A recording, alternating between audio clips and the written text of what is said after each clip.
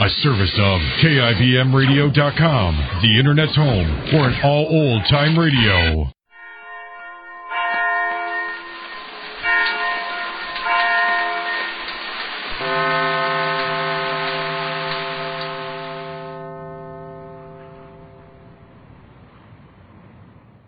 The National Broadcasting Company delays the start of this program to bring you a special bulletin. From the NBC Newsroom in New York, Henry L. Stimson, former Secretary of State and Secretary of War, is dead at the age of 83. Stimson died at his home in Cold Spring Harbor, Long Island. Keep tuned to your NBC station for the later news. The National Broadcasting Company presents Counterspy.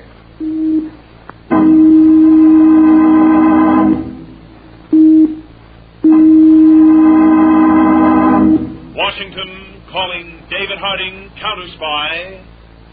Washington calling David Harding, Counterspy. Harding, Counterspy, calling Washington.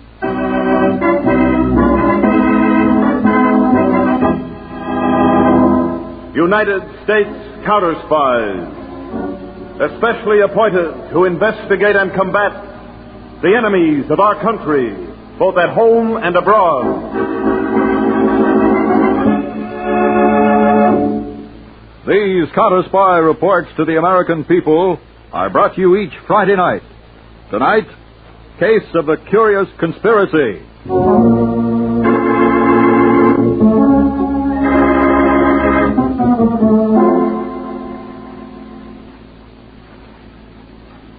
Good evening, Mr. Harding. Evening, Conway. Through this door, Chief. Oh, thank you.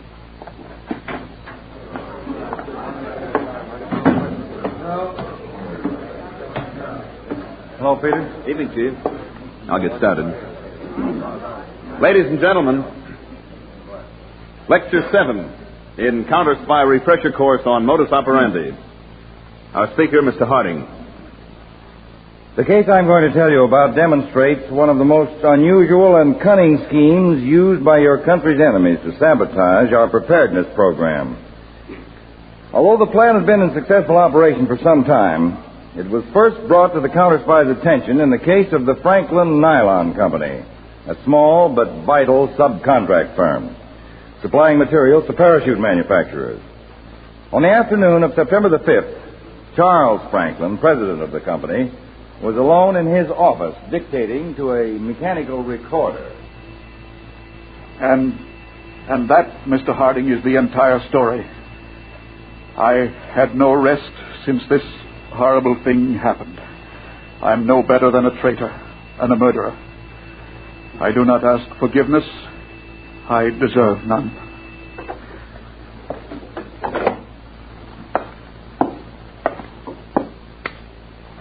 Yes, Mr. Franklin? Will you please come right in, Miss Brewster?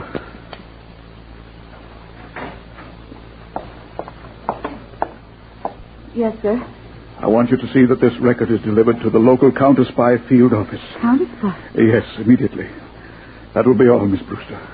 Mr. Franklin, please don't think I'm speaking out of turn, but you haven't been yourself lately, and, well, I've been worried about you. You don't have to worry about me anymore, Miss Brewster. I'll be all right soon. All right. Now, please see that the record is delivered. Yes, sir, I will.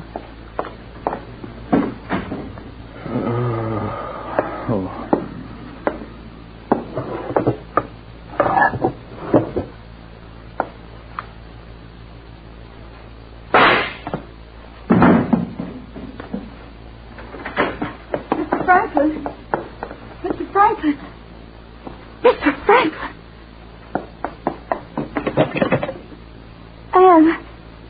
Anne, call the police right away. Mr. Franklin has just shot himself.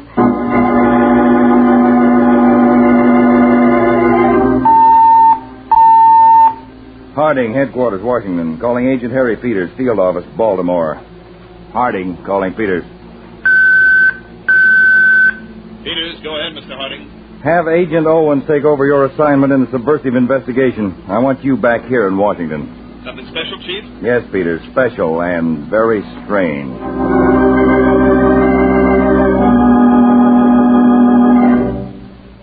Harding, from what I've heard so far of that recorded confession of Mr. Franklin's, I don't find anything so strange about it as special. Yes, that's right, Peter. So far, it runs along the usual course. A businessman falls in with a scheme to get extra allotments of critically short material. So after a while, this larceny in Franklin's heart goes to the conscience in his head, and he takes his life. The usual pattern. But now we'll get to the unusual, the rest of the record. Then, Mr. Harding, on the afternoon of September 2nd, I went to Albert Langdale's apartment to discuss the first shipment of raw nylon to my plant. Langdale's sister Marion was not present this time. We had been talking only a few minutes when the rear door opened suddenly, and a man with a gun came in and identified himself as one of your counterspy agents. What? The agent was about to put us under arrest when Langdale grabbed his gun. A struggle ensued. The gun went off, and your agent was killed. Peter, there's more. Langdale told me to leave and said he would dispose of the body. Later that evening, Langdale came to my home. In payment for the risk he took, he demanded that I turn over to him a controlling share of my stock in the company. I had no choice. I did as he ordered. And that, Mr. Harding, is the entire story. I've had no rest since this horrible thing happened. I'm no better than a traitor and a murderer. I do not ask forgiveness. I deserve none. Well, Peter? Strange is right. We've no previous record of this case, have we? None at all. Certainly none of our agents has mysteriously disappeared. Blackmailed by a phony murder setup. Old as the hills. Yes, and as old as espionage and sabotage. What do you mean, Chief? Well, we're not just dealing with ordinary blackmail. Look at the aspects of this case, Peters. The Franklin Nylon Company supplies material to parachute manufacturers. Well, the way I see it, this is a scheme planned by foreign agents to sabotage our war industry. You're certainly giving it a big build-up, Chief. No, I don't think out of proportion to its importance. But I'm sure that Langdale, or whatever his real name is, and his sister Marion have probably worked this scheme on other businessmen. Now, Peters, I want a teletype sent out immediately to all field officers. Gotcha. To track down any sudden transactions of controlling stock in subcontracting firms. Right. I have an idea that will eventually lead us to Albert Langdale, his sister Marion, and their latest victim.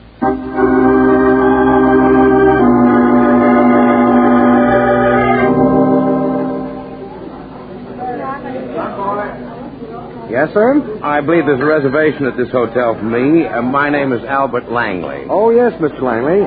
Please sign here, sir. Miss Langley is down the hall from you, just a few doors. Oh, good. She asked me to notify her as soon as you arrived. I'll call her now, sir. Thank you, but if you don't mind, I'd rather surprise my sister.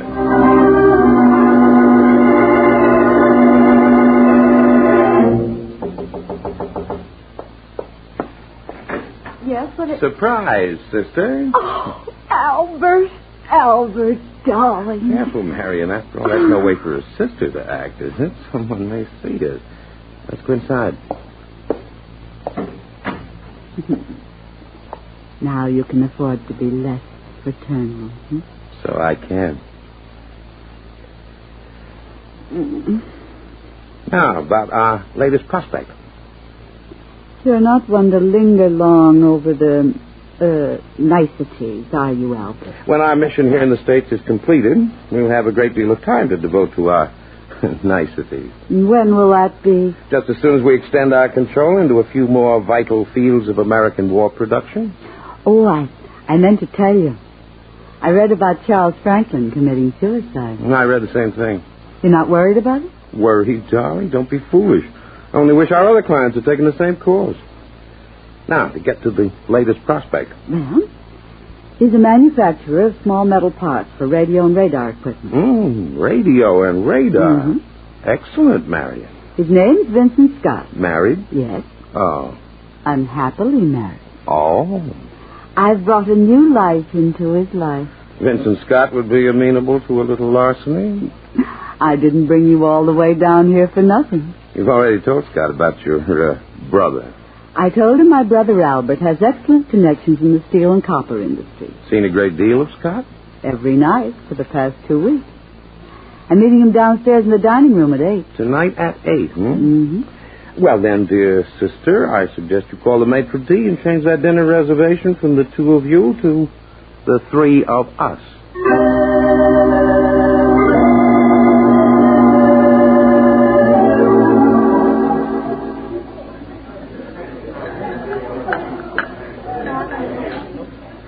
Langley, I was very surprised when Marion told me you were to have dinner with us here this evening. Well, Mr. Scott, I just stopped by on my way down from Washington. I'm only remaining for a day or two. You don't mind, do you, Vincent? I see Albert so little these days. Mind? Oh, of course not, Marion. As a matter of fact, Mr. Langley, after what your sister told me about you, I was very anxious to meet you. Really? Well, that is a coincidence. Coincidence? Yes. After my sister told me about you, Mr. Scott, I was very anxious to meet you.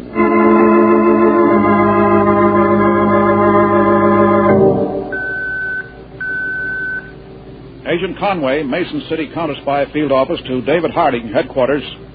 Report on war production subcontracting firms.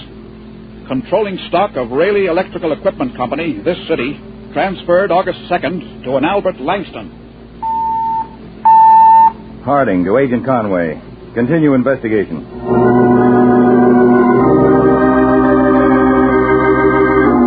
Mr. Harding, Agent Farrell just reported from Caryville Field Office. Controlling stock of Caryville plastic products transferred September 17th to an Albert Lewis. All right, Peters, wire Farrell. Continue investigation and submit to me daily progress report.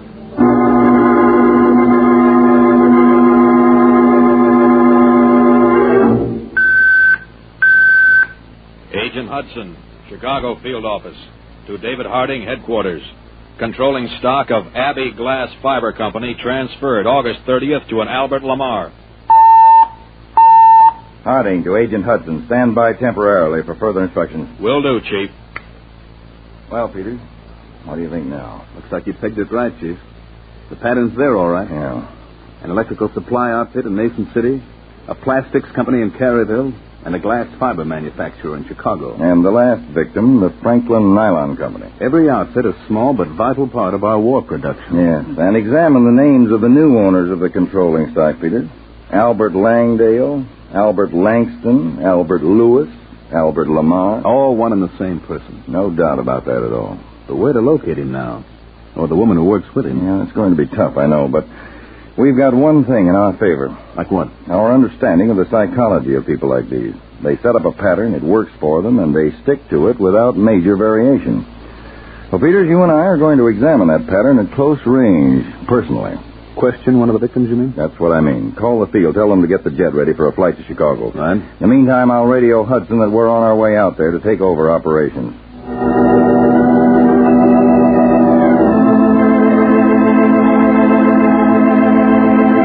Well, Marion, everything is ready for me to take over operations. You had no trouble selling Scott the idea, Albert? I sell him the idea. Don't be ridiculous. Should know by this time I never operate on such a clumsy level. You let him sell you the idea. Huh? Of course. I merely mentioned my supposed contacts, my ability to procure certain critical materials for my friends.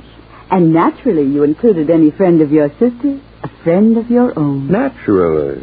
Albert, you're wonderful. Am I not? And impossibly conceited. Well, I see no reason to be ashamed of my talent. Oh, you. Come here. Wouldn't you like me to kiss you? You know I would. But not like a brother. Oh, why must you spoil everything but...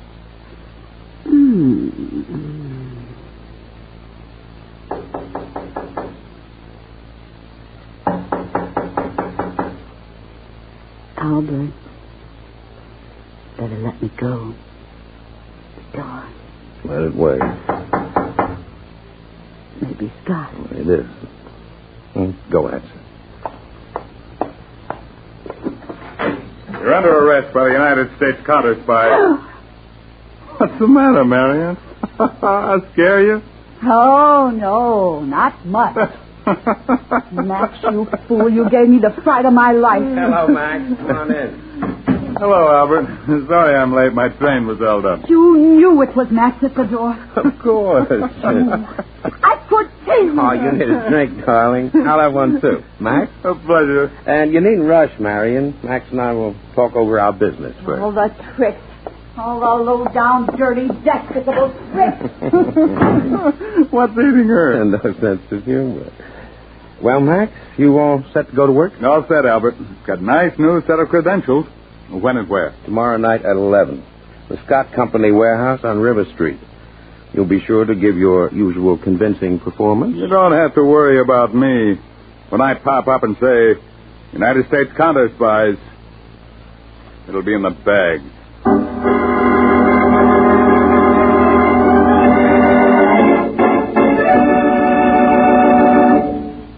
You are listening to the case of the curious conspiracy on Counterspy.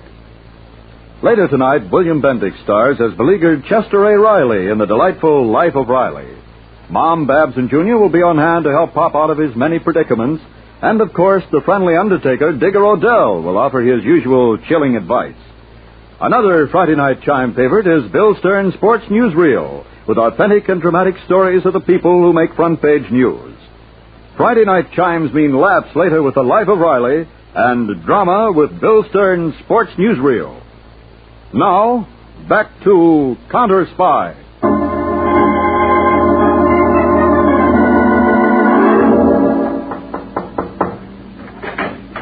Yes? You're Robert Abbey of the Abbey Fiberglass Company? Yes, that's right. What is it?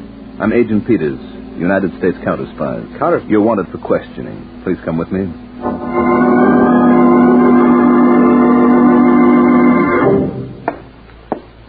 This time I want the truth, Mr. Abbey. You were forced into turning over the controlling shares in your company to this Albert Lamar. Now, isn't that right? No, Mr. Harding. Mr. Abbey, there's no use in holding out. We know just how you were taken over. Oh, gentlemen, please. This man Lamar is a dangerous enemy agent. Under various names, he has defrauded other American businessmen. Now, in order to trap him, we need your help. There's nothing I can tell you. All right. Then we'll tell you something. The reason you turned that stock over to Albert Lamar was because you found yourself an accessory to murder. What? The murder of a counterspy agent. The agent was killed by Lamar right in front of your eyes. Well, Abbey, isn't that the reason? Isn't it? I had nothing to do with the murder. Please believe me, gentlemen.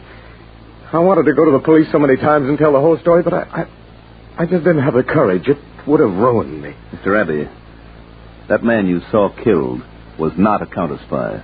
What? As a matter of fact, he wasn't killed at all. But I saw it happen. I heard the gun go off. That was all an act. A setup for Lamar to get control of your company. You're not an accessory to murder, Abbey, but you are guilty of intent to conspire. Oh, that doesn't matter now. As long as I have that terrible thing off my mind. Well, are you ready to help us now? Yes, Mr. Harding. Any way I possibly can. All right. How did you first become involved with this Lamar? Through his sister, Marion. One day on the street, we bumped into each other accidentally. You can bet that was no accident. Well, Mr. Harding, now we know how the pattern starts. Yes. All right, Abbey, I want a full description of both Albert Lamar and his sister, Marion. And then you'll tell us the entire story right from the beginning.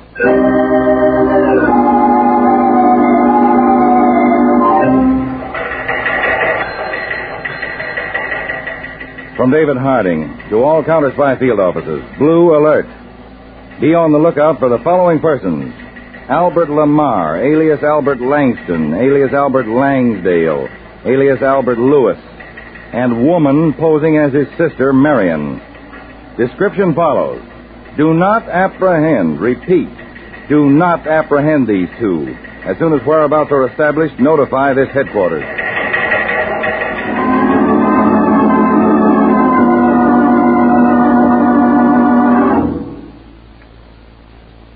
Now, Scott, you're sure there's no one in this warehouse but you and me? Yes, I'm positive.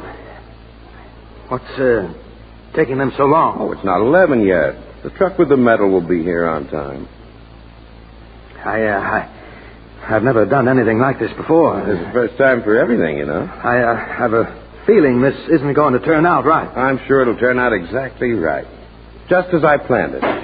Langley, someone knocked over a case. Be quiet. There's someone in this warehouse. We've got to get out before it's too late. Too late now. What? Both of you stand right where you are. Why, One move from either of you and I fire. What are you doing here? This is Mr. Scott's warehouse. Yes, I know. I followed you here. You're both under arrest by the United States counterspies for conspiracy against the government. We've been waiting to catch you, Langley. I told you, Langley. I had a feeling all along. All right, you two, let's go. Come on. Could you wait a moment? For what? For this. Let go of that gun. Let go. Not until I get it. Not until...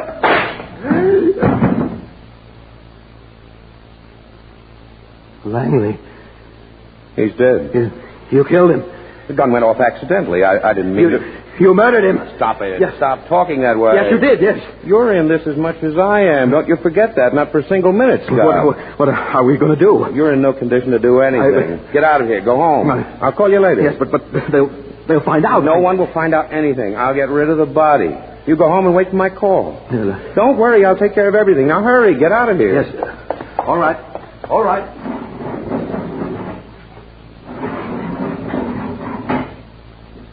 Come on, Max. Get up. Well, Albert, did I bite the dust good enough for you this time? Max, you were magnificent. Absolutely magnificent. Thanks. So, all you have to do is step in for the wind-up, huh? That's all. Well, I'll be on my way. I'll be hearing from you. Of course, Max. You'll be hearing from me just as soon as Marion and I set the stage for another one of your counterspy entrances.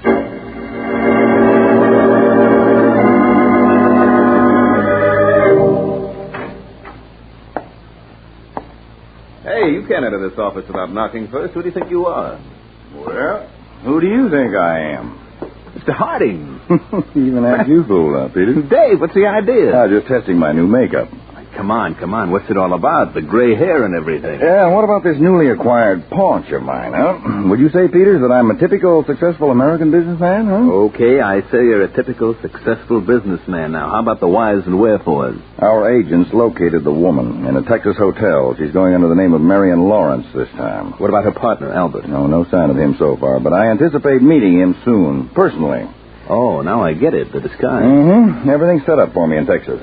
Peter, you are now looking at Mr. David Harrison, president of the D&H Chemical Company. Come on, let's go. After all, can't keep a lady waiting.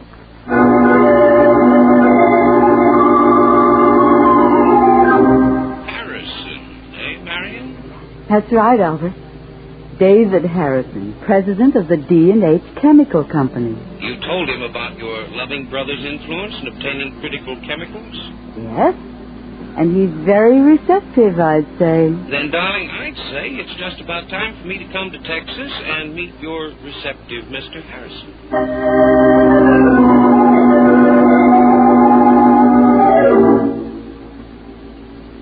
David, I hope you don't mind my bringing Albert along. Oh, not at all, Mary. Mr. Harrison, my sister has written me so many nice things about you. It's a great pleasure to meet you in person. Well, believe me, Mr. Lawrence, the pleasure's all mine.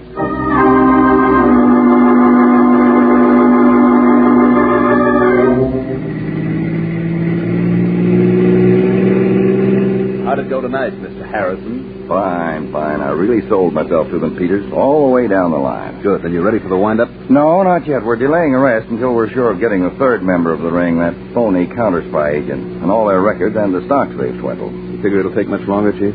No, not much, Peter. Albert put the bait out on his line tonight. I'll let it wiggle in front of me for another day or so, and then I'll bite it.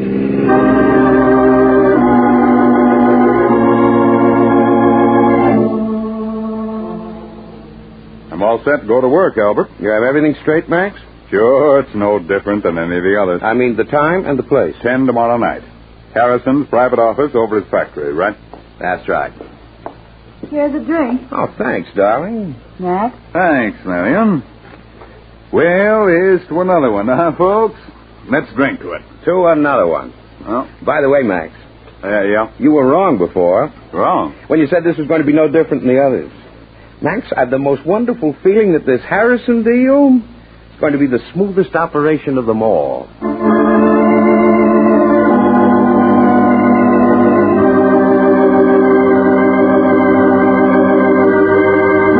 Hey, what time is it, Lawrence? You don't have to stand near that window watching the delivery yard. The truck with the chemicals will be here on time. You don't have to worry, Harrison. Oh, I'm not worried, no. You're not? Not a bit. Well, in case you do have any doubts, let me assure you everything will go exactly as planned. I know it will. Of course, you've never done anything like this before. Well, no, not quite. You'll get used to it. And you won't regret meeting me, Harrison. Oh, I know. I'm never going to regret that, Mr. Lawrence. Hey, nobody'd be ringing me here this time of the night. I didn't tell anybody I'd be here. It may be for me. Yeah, maybe it is. I reckon you better take it then. Hello? Albert, this is Marion. We're in trouble. What? Now listen to me and don't give yourself away. Go ahead. I was in my hotel room. Someone knocked on my door and said he was a counterspy. I got out the back way just before he broke the door in. Where are you now? At the railroad station. I'm going to get the package out of the locker. All right, I'll meet you there as soon as possible. You may not be able to get away from him. That won't be difficult. You don't understand. He's not Harrison. What? I had a feeling about it. So I phoned the real Mr. Harrison, and he's at home. At home? The man with you must be a counterspy. Yes. Yes, that must be it. Be careful. Don't worry. I'm sure it can be managed. Something wrong, Lawrence? You look upset. Well, I did have some rather disappointing news. I'm sure everything will work out all right. Stand where you are, both of you. Hey. You're both under arrest by the United States counterspies. Keep your gun aimed right at him, Max. Don't take it off him. Hey, what's this all about? Yeah, I'd like to know, too. It seems, Max, that our Mr. Harrison isn't Mr. Harrison. Isn't that right, Mr. Harrison? I don't know what you're talking about. I'm talking about the fact that you're a counterspy agent. Counterspy? Marion called. She just escaped arrest. What? She's at the railroad station waiting for us. We've got to clear out fast. Yeah, but what about him? That's right, Albert. What about me? Well, we know this place may be surrounded. I've got bad news for you two. It is. And I've got worse news for you. We're using you to get out. And if we don't make it, you don't live. Nothing doing, Albert. I'm not getting my head blown You're off. doing exactly as I say. Don't you see, you fool? He may be bluffing. What if he isn't? We'll take that chance. You stay right behind him with a gun. Behind him, I said. Okay. Now, let's go. Hold it. All right, we'll go down these stairs.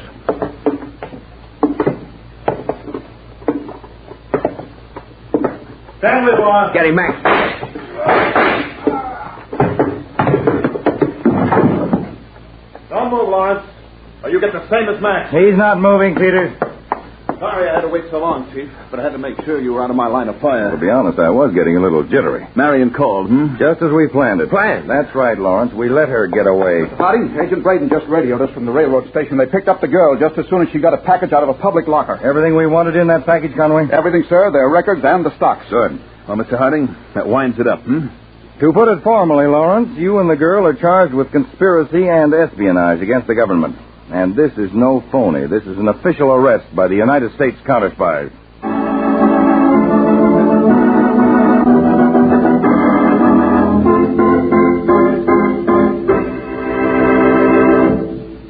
Tune in every Friday, same time, same station, to Counterspy. Listen next Friday for the exciting Case of the Insidious Impersonation. When a certain chess player made a brilliant move, your counterspies were forced to checkmate him with the memory of an appendectomy. These and other facts will be told for the first time next Friday in Case of the Insidious Impersonation.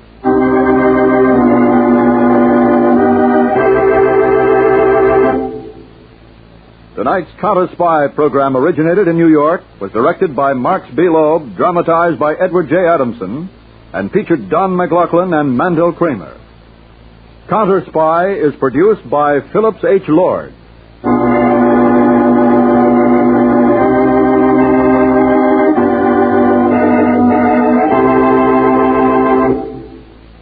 Great chimes mean good times on NBC. The National Broadcasting Company presents Counterspy.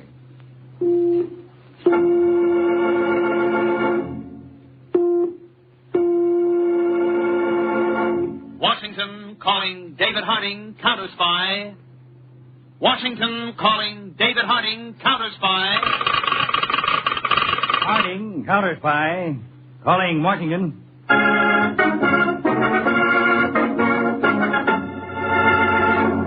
United States Counterspies, especially appointed to investigate and combat the enemies of our country, both at home and abroad. These Counterspy reports to the American people are brought to you each Friday night. Tonight, the case of the Insidious Impersonation.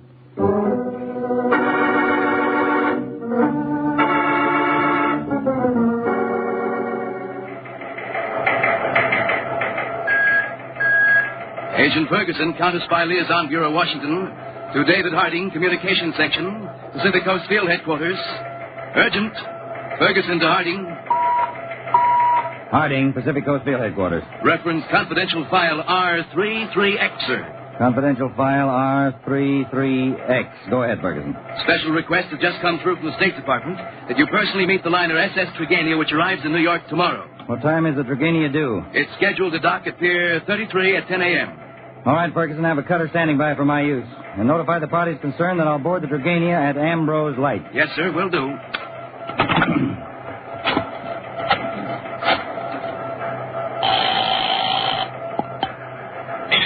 Peters, notify Spaulding that I'm putting him in charge of our present operation here on the West Coast till you and I get back.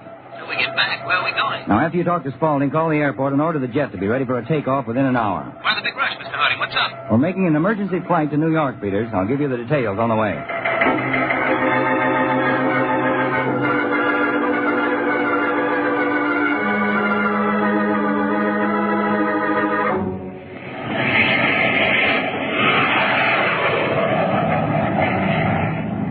Well, Mr. Harding, how about those details now? Peters, we're flying to New York in reference to confidential file R33X. File R33X? Oh, I'm sorry, I forgot. You weren't in Washington last week when I discussed the matter with Mr. Johnson of the State Department. No. Just what is R33X, Chief? That's the code number for a special mission to Washington by Mr. Ramon Sierra. Ramon Sierra, the Philippine statesman? Yes. Mr. Sierra and his aide, Colonel Manuel Quinto, are scheduled to arrive in New York tomorrow morning aboard the liner Trigania. I don't get it, Dave. Why New York? Well, Mr. Sierra is ostensibly taking a long ocean voyage for his health. Ostensibly? Mm-hmm. A cover-up for his business here, isn't it? Exactly. Very careful plans were made not to arouse the suspicions of Huck espionage agents in the Philippines. The secret conference in Washington will deal with a defense plan for the islands in case of a surprise attack like the Korean affair. Certainly big stuff, Dave. There's no telling what espionage agents would do to get information on what will be said at that conference. Or no telling what they would do to stop it. That's why we're on our way to New York, Peters, to make sure that Mr. Sierra's mission is accomplished safely and successfully.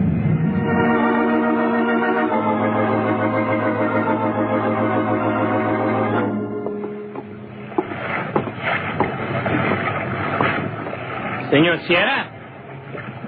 Senor? Over here, Colonel King. The deck's red. What is it, Colonel King? I have been looking all over the ship for you, Senor Sierra. Oh? We have just received a radiogram from Mr. David Harding of the United States Counterspies. He's meeting us aboard tomorrow morning to escort you to Washington. Ah, David Harding. I will be delighted to see him again. You don't understand, Senor Sierra. There must be a special reason for Mr. Harding himself to come. The Counterspies must have some special information regarding personal danger to you. Now, Coronel, do not let your imagination run away with you. I'm sure Mr. Harding comes only because of protocol. Just the same, Senor, I will not rest easy until tomorrow. I suggest we return to our cabin and remain there until Mr. Harding comes aboard. But I am expected in a few minutes at Mr. Douglas's cabin. We are to continue our chess game. Please, Senor, do as I ask. We can afford to trust no one. Colonel Kinder, you are actually worried about Mr. Douglas. After all, what do we know of him? We know that Mr. Robert Douglas is a retired American businessman returning home after a visit to doctors in Vienna. Espionage agents make use of many disguises. Mr. Douglas, an espionage agent. Now, Colonel, you're carrying things much too far. Mr. Douglas is a paralytic, confined to a wheelchair for over 5 years. Why, he's so helpless, his nurse, Miss Marshall, even has to make the moves on the chessboard for him. Just the same, Senor Sierra, we must take every precaution. The future security of our nation is dependent upon your mission. I must insist that you return with me to our cabin. I am sorry, Colonel, but I have promised my company to a sick man. The least I can do my last night aboard is keep such a promise.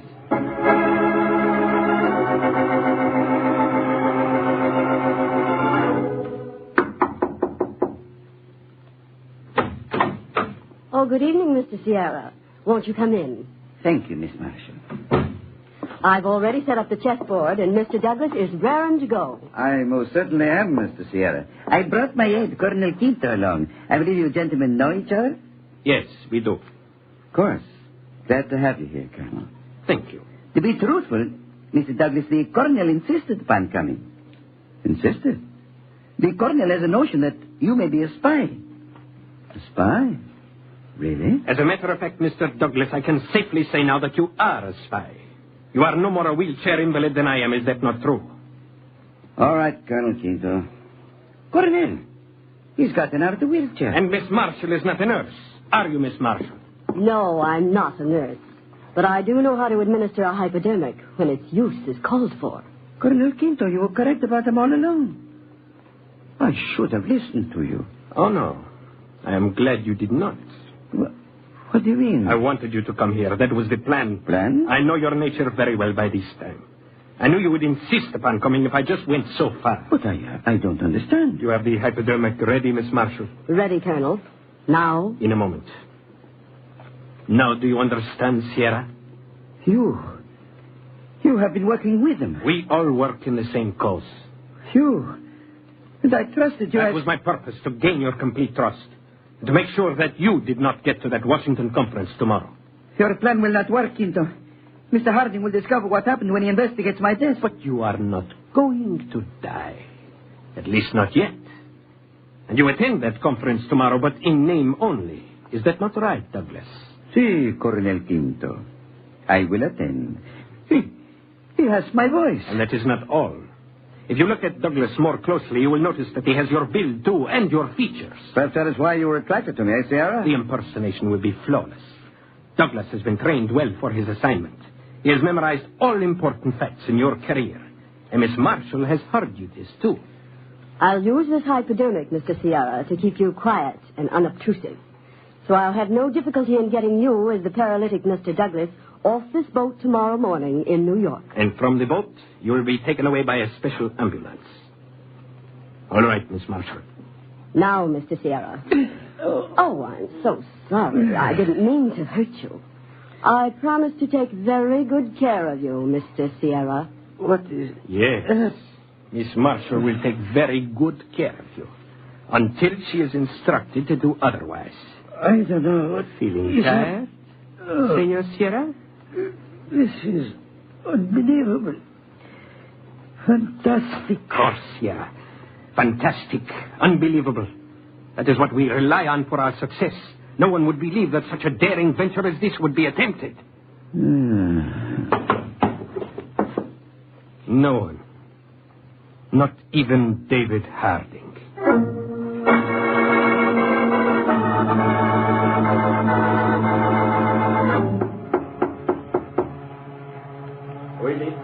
David Harding, United States Counterspy.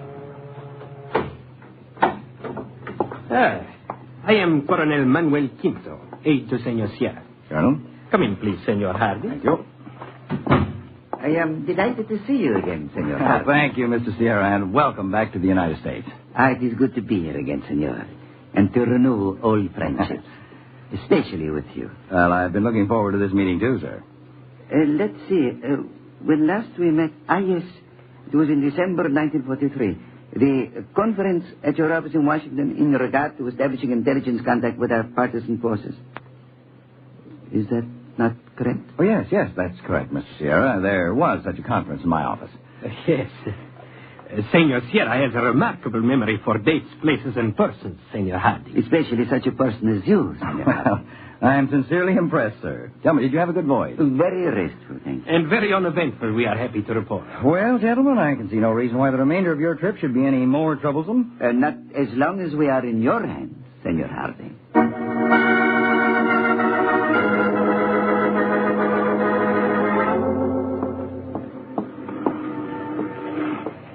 Well, just a minute, Miss Marshall. Why, what is it, Purser? I saw you starting down this gangplank with that wheelchair. Well, I'm taking Mr. Douglas to the ambulance waiting on the dock.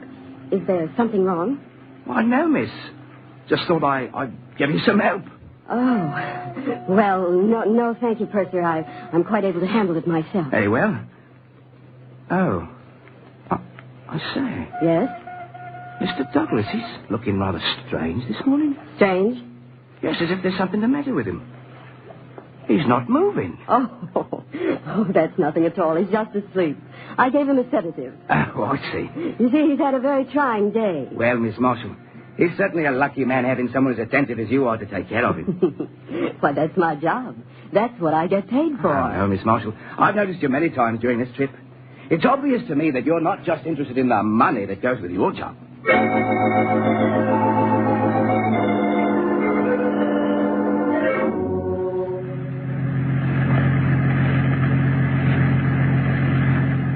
Driver? Miss Marshall.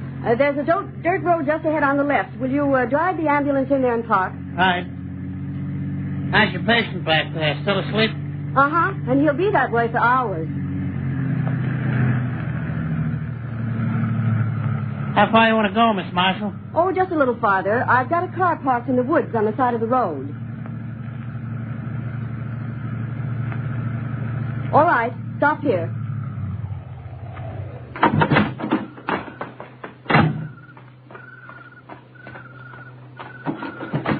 Okay, Miss Marshall, I'll take him out, get him in the car for you. Well, that won't be necessary, driver. I can handle it myself. It's kind of heavy, you know. I can manage. And I can manage this gun, too.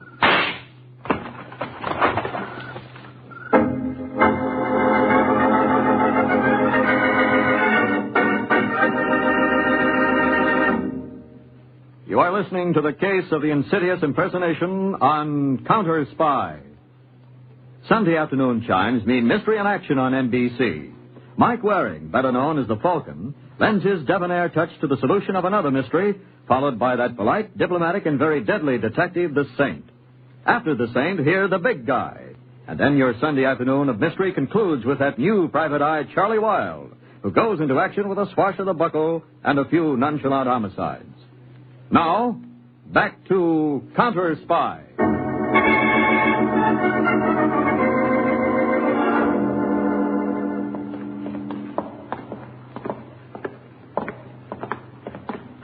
Mr. Johnson's office is right down this corridor, Mr. Sierra. Senor Harding, Colonel Quinto and I are very grateful to you and Senor Peters for escorting us here to Washington for the conference. It was an honor, Mr. Sierra.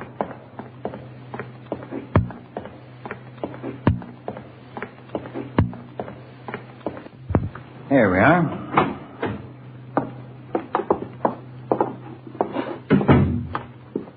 Well, good afternoon, Mr. Harding. Afternoon, Miss Lane. This is Mr. Ramon Sierra and his aide, Colonel Quinto. And Mr. Johnson is expecting the gentleman in his office. Let me thank you again, Senor Harding. The pleasure was mine, sir. I hope to see you once more before I leave Washington. I'm sure we'll see each other again. This way, gentlemen, please. Adios, Senor Harding. Goodbye, Colonel Quinto. Well, Dave, our job's finished. No, Peter. Our real job has just begun. What do you mean? Hold on a moment. I talked to Mr. Johnson on this phone. Hello? Mr. Johnson, this is Harding. Now listen closely. Don't give away that you're talking to me, and don't act surprised by what I'm going to tell you. I see. Very well. The man who was just brought into your office is not Ramon Sierra. What? The man in your office is an imposter, undoubtedly an espionage agent. Now, you'll have to handle this very delicately. Play along as much as you can, but give out no valuable information. You understand? Yes. Yes, I understand fully. The matter will be taken care of as expertly as possible. Thank you, Mr. Johnson. I or one of my agents will be in touch with you after today's conference.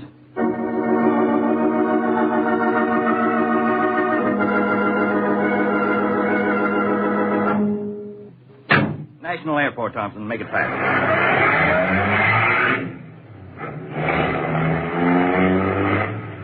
Dave, I don't get all this. I didn't have a chance to explain before, Peter. Now, hold on just another moment while I use the radio. Harding, Car S1, calling headquarters. Agent Ferguson, go ahead, Mr. Harding. I just left the State Department building, Ferguson. I want a squad of men sent over immediately to Mr. Johnson's office in the Pacific Affairs Division. Yes, sir. Now, my orders are to have Ramon Sierra and Colonel Quinto kept under constant surveillance. Now, one more thing. Yes, Chief. Contact the airport. Tell them I want the jet ready for an immediate flight back to New York. Will do, Mr. Harding. Dave, when did you find out he wasn't the real Ramon Sierra? When I first spoke to him in his cabin on the Trigania. Oh? He made a point of reminding me that we had met at a conference in my office back in 1943. Well, there was such a conference then, but I wasn't there. I'd been rushed to the Naval Hospital at Bethesda for an appendectomy. He was trying all out to sell himself to you. Yes. Lucky for us, he oversold himself. Dave, this is one of the most daring schemes on record. Yes, Peter. And now we've got about the most ticklish counter-spy job on record. Plenty of international ramifications that could blow up right in our face. We're going to have to work in complete secrecy. Decide on any special modus operandi? No, nothing special. We're flying right back to New York.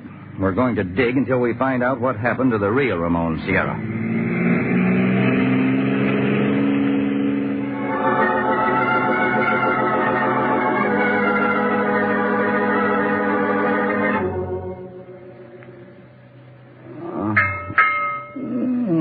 Good evening, Mr. Sierra.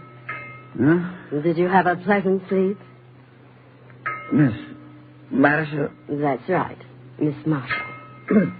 What are you doing in my cabin? We're not in your cabin. We're alone, Mr. Sierra, in a cottage on the south shore of Long Island.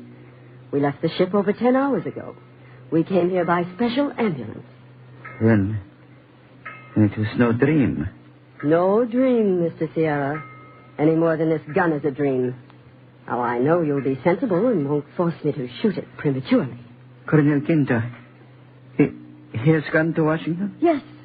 Colonel Quinto and you, Mr. Sierra, are now in Washington, thanks to none other than David Harding, the chief of the United States Counterspies himself. This insane scheme will never succeed. It can't fail. You, Mr. Sierra, have already completed the first part of those very important talks with the State Department official, Mr. Johnson. And by this time tomorrow evening, our work here will be finished, and no one will be the wiser.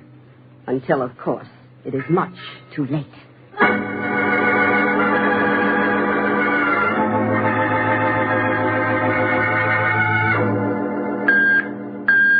Peters in patrol car at Pier 33 to Harding, New York field office. Urgent. Peters to Harding. Harding, go ahead, Peters. Hello, Dave. I just went over the passenger list of the Trigania with the ship's purser. I've got something that might be a break in the case.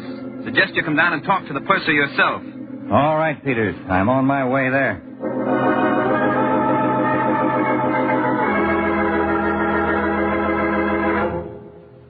Well, Colonel Quinto, I would say we are well on our way to success. Yes. And, Douglas, you can stop with the impersonation as long as we are alone in the hotel room, eh? All right, Quinto. Well, I've come to really enjoy the part, especially deceiving Harding. Yeah, you've done very well. Thanks. A drink, Douglas. Delighted. Scotch, is it not? Uh-huh. With soda. But light on the soda.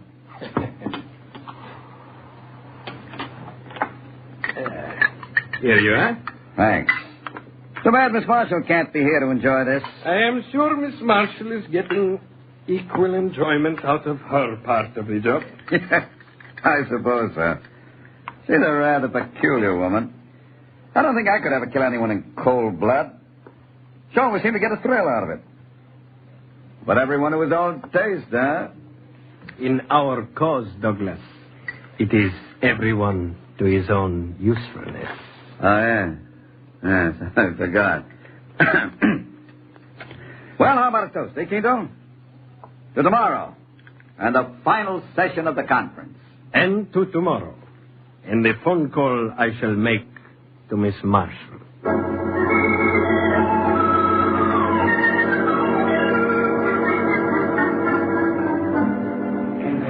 That's the story, Mr. Harding. You see, sir, I offered to help Miss Marshall take the wheelchair down the gangplank, but she wouldn't allow me. And this happened, Purser, after the other passengers debarked, huh? Oh, yes, sir. Quite a time after. Would you please tell Mr. Harding the condition of Miss Marshall's patient? All right, Mr. Peters. Well, Mr. Douglas looked rather, strange to me. He was slumped over in the wheelchair, motionless. Miss Marshall told the purser that she'd given Mr. Douglas a sedative, Chief. I see. Did you see Mr. Douglas' face? Only part of it, sir. See, his coat collar was up and his hat was pulled down. Oh. Well, did you notice where they went when they got down onto the pier? Luckily, he did, Mr. Harding. There was an ambulance waiting for them, and they drove off immediately. Oh? I've already radioed our agents in this area to investigate all ambulance services. Yeah, good. Now, one more thing, Purser. During the time he was aboard ship, did Mr. Douglas have any close acquaintances? Well, so now that you ask, I do recall him being friendly with another passenger, Mr. Raymond Sierra. Sierra, huh? Yes, Mr. Harding, very friendly. I hope I've been some help. You certainly have. Thank you very much. Let's go, Peters.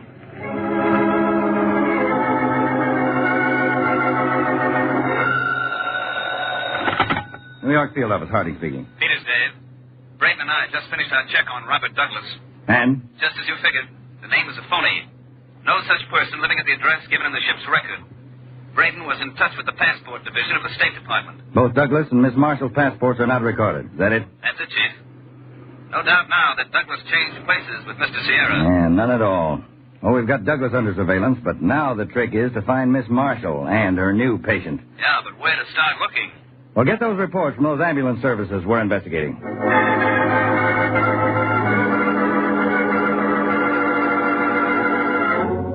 And this, Mr. Sierra, is the amount of money the United States will furnish to your government for the purchase of defense equipment. Senor Johnson, the Filipino Republic is everlastingly grateful for this great kindness. Yes. Yes, you must be tired, Mr. Sierra. We've been at this conference table for over 7 hours. No, senor. I am fine. Well, we could finish the remainder of our business tomorrow morning. Senor Johnson, I am anxious to finish tonight so I can return quickly to my people with the good news. I am sure you understand. Yes, Mr. Sierra, I'm sure I understand fully. Well, then we'll go right on. We should be through by 8 o'clock if you have to make any plans. 8 o'clock? Uh-huh. I will call my aide, Colonel Quinto, at our hotel so he can make the necessary arrangements.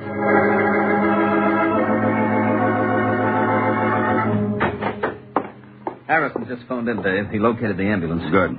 Not so good. Why? What's wrong? The ambulance was not driven to the place noted on the service's record. Well, what about the driver of the ambulance? Didn't Harrison check with him? Harrison couldn't check with him, Dave. The driver was found this morning out in some woods on Long Island, dead. Shot through the head.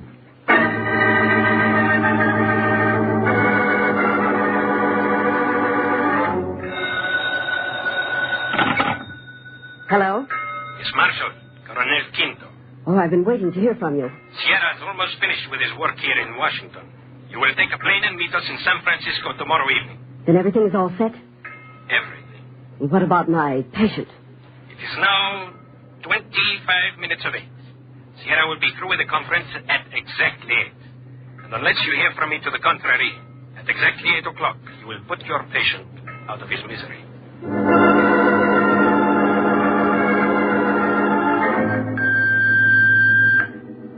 Communications Section, Washington. To Harding, New York Field Office. Blow alert on Sierra case. Stand by. Blow alert. Vital information coming through. Stand by.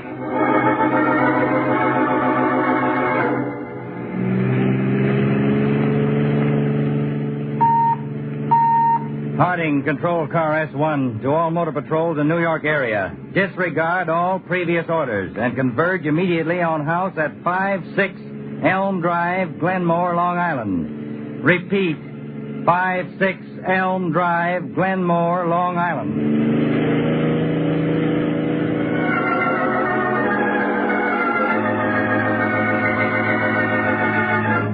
One minute of 8, Mr. Sierra. You have exactly one more minute to live. Well, what's the matter with you? Aren't you afraid? You just sit there smiling. I smile, Miss Marshall, because in the end I know I will win, and you and the others will lose. We can't lose now. There's nothing to stop us. There is always something. Someone to stop people like you. For a man who's about to be shot to death, you seem very brave. Death does not frighten me. I'm an old man. I have lived a full life. Oh, no regrets, eh? Only one. And that?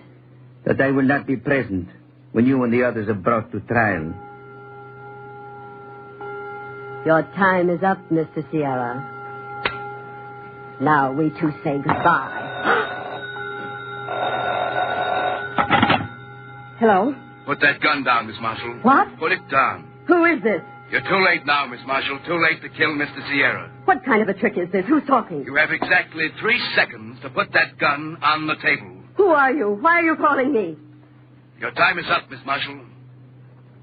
Oh, no, you can't trick me. I'll do what I have to Then do. you'll be killed yourself by Mr. Harding. Harding? He's standing right behind you in the doorway. You can't fool me. No one is in this cottage. No one knows I'm here. Harding could never find me. That's where you're wrong, Miss Marshall. What? Look out, Peter! The next shot is for keeps. Now you're going to do as you're told. That voice on the phone. That was one of my agents talking to you by radio phone from one of the patrol cars outside this house. We were playing for a few extra seconds to save Mr. Sierra. I told her, Senor Harding, that she and the others would lose. How did you ever find us here? What happened to Quinto and Douglas? We had a tap on Quinto's hotel phone. While he was talking to you earlier, my agents were busy checking the address that went with this phone number. So Quinto and Douglas, they're waiting for you in Washington. We're arranging a very special kind of conference for all of you. All right, Peter, you can take her out. I'll be along in a minute with Mr. Sierra. Come on, let's go. Senor Harding, it is good to see you again. You too, Mr. Sierra. You've no idea how good.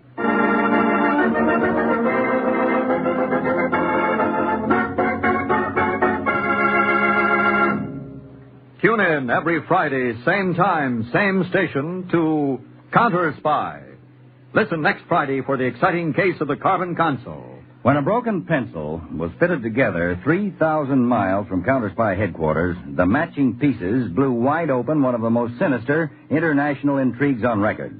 The full case history will be revealed next Friday in Case of the Carbon Consul on Counterspy.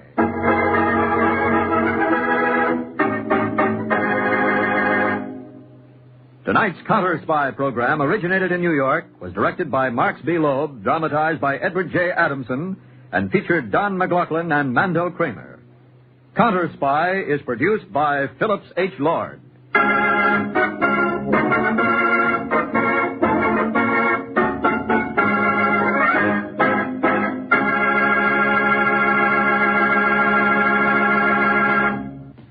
Three chimes mean good times on NBC. Counterspy.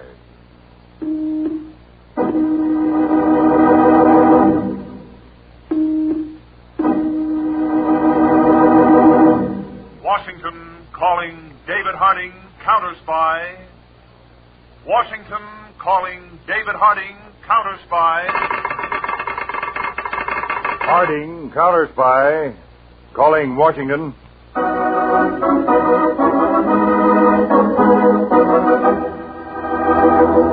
United States Counterspies, especially appointed to investigate and combat the enemies of our country, both at home and abroad.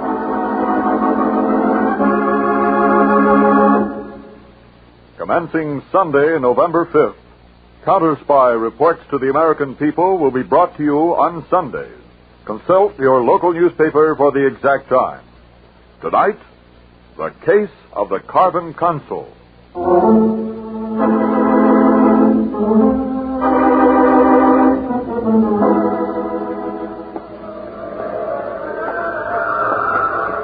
Oh, come on, Horace. Must you walk so slowly?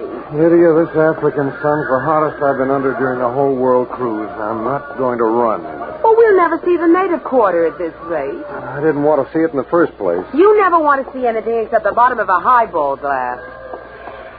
Well, what's so wonderful about this section? It's dirty, hot, and the natives aren't exactly smiling at us. Oh, you're just imagining things. Besides, this is atmosphere. So I smell.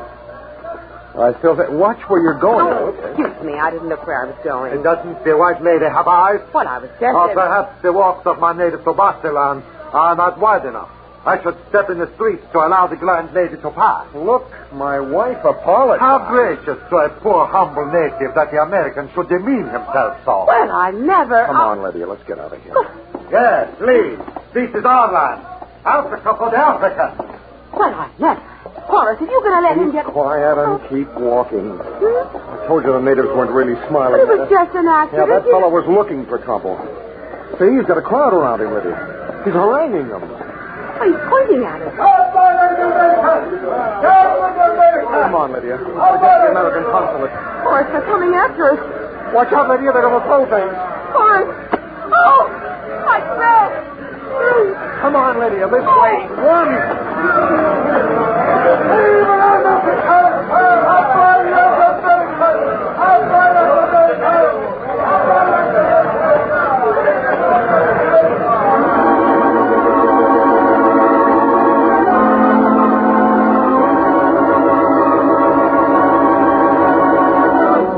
just the way it was, Mr. Burton. The whole thing started from Mrs. Walters bumping into the native. I see. And then the brute started shouting at me as though I'd attacked him. I was never so frightened in my life. I still haven't got my breath back. And this thread... I'll see that restitution is made for the damage, Mrs. Walters. The devil with that man. You're the American consul here in this heaven-forsaken country. Can't you see that American citizens are afforded some protection? We do our best, Mr. Walters. If we hadn't reached the consulate grounds, we might have been killed. Mr. Walters, I'll enter a formal protest to the government of Tobagoland. All right, and by gosh, you tell them that if they can't keep law and order here, we'll come over and do it for them. I know how you feel. Mrs. Walters, I'll want you to dictate a formal statement of what happened to my secretary. I certainly will, and I remember everything. You ready, Mr. Burton? She's one of them. Mrs. Walters, please.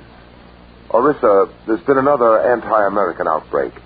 Mr. and Mrs. Walters here were the targets of it. I want you to take down their statement of the incident. Yes, Mr. Burton. Make several copies. I'll want one each for the authorities here, President Dinard and Police Chief Manaka. And, of course, be sure to send a copy to the African desk of the State Department, Washington. They may want to take drastic action.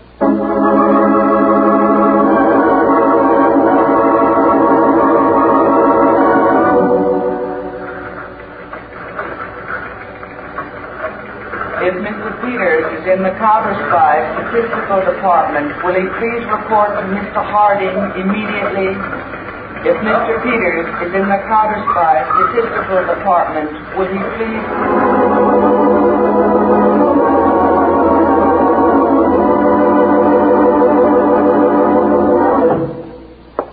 Hello, Mr. Harding. I didn't think you'd gotten back from the State Department so quickly. Everything happens quickly these days, Peter. More trouble overseas? Yes. Asia? This time, Africa. But it's all part of the same picture. Tobagoland, one of the few non-colonial countries on that continent. Oh, yes. The papers yesterday. Anti-American riots. Yeah. Bad for us. Is the State Department going to take any action, Chief? Well, they may have to eventually. But first, they want to get a better picture of what's happening in that country. So, Peters, I want you to go through the personnel records of all our counterspy agents. Extract the records of all our Negro agents. Get them here as soon as possible. Okay, Chief. We've got to work fast. The State Department wants to find out whether this anti-American feeling is foreign-inspired before they're forced to make any more protests to the government of Tobagoland.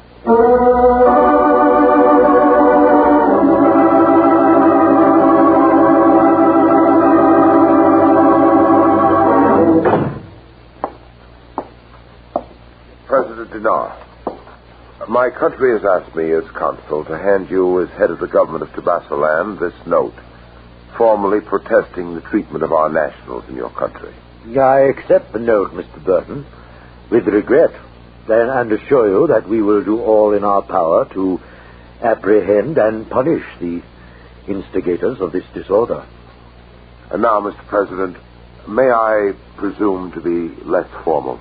Yes, of course, Mr. Burton. And unofficial? Yes. While awaiting your arrival, I've been talking to your state police chief, Manaka, here. He has some interesting ideas. I'm sure he has. I have only tried to be helpful, Mr. President. I see, Manaka. Now, these interesting ideas, what are they? I prefer that you hear them from the lips of Mr. Burton. He may give them more weight than a mere police official can. Your Majesty is most unusual, Manaka. Go on, Mr. Burton. Well, as your chief explains it, Mr. President, the main difficulty of law enforcement here is one of tools. Weapons, you mean? Yes, Mr. President. I can hardly agree, Manaka. It was one man who incited this riot. Surely, if you find him, it will take no more than one weapon to arrest him. Admitted, Mr. President, but one man is but a single grain in the sands of unrest that surround us. Had I weapons and efficient police force, I would soon quell this anti-Americanism in our country. The force quells nothing. Or do you agree with my chief, Mr. Burton? Well, after all, when I came here to take up my consular post a year ago, I was kidnapped. held for 5 hours by insurgents. Yes, that is a painful reminder, Mr. Burton. It might well have developed into a serious international incident if it hadn't been for my prompt liberation by Chief Monaca here and his officers. I know that, Mr. Burton, and I was grateful to you for minimizing the affair to your government. Then why not listen to Mr. Burton's advice now? You both urge me to request the United States government to send us arms and possibly even advisors to help us administer the internal security of Tabasuland. Is that it? Exactly, Mr. President. Do that, and we will be able to cope with any disorders that arise, no matter how grave they may be. I'm afraid I must still disagree with you, gentlemen. But I am well aware that there is much discontent in the country, and that in some manner that discontent has been channeled against America, Mr. Burton. In that case, why importing American arms and advisors would do nothing but crystallize the unrest, put your country in the light of an invader. No, Mr. Burton, before I take any such step, I want to discover the reason for this sudden upsurge, this hatred many of my people have for all that is American. If you or your government can assist us in this, I will gladly accept your help. That, Mr. Burton, you can report to Washington.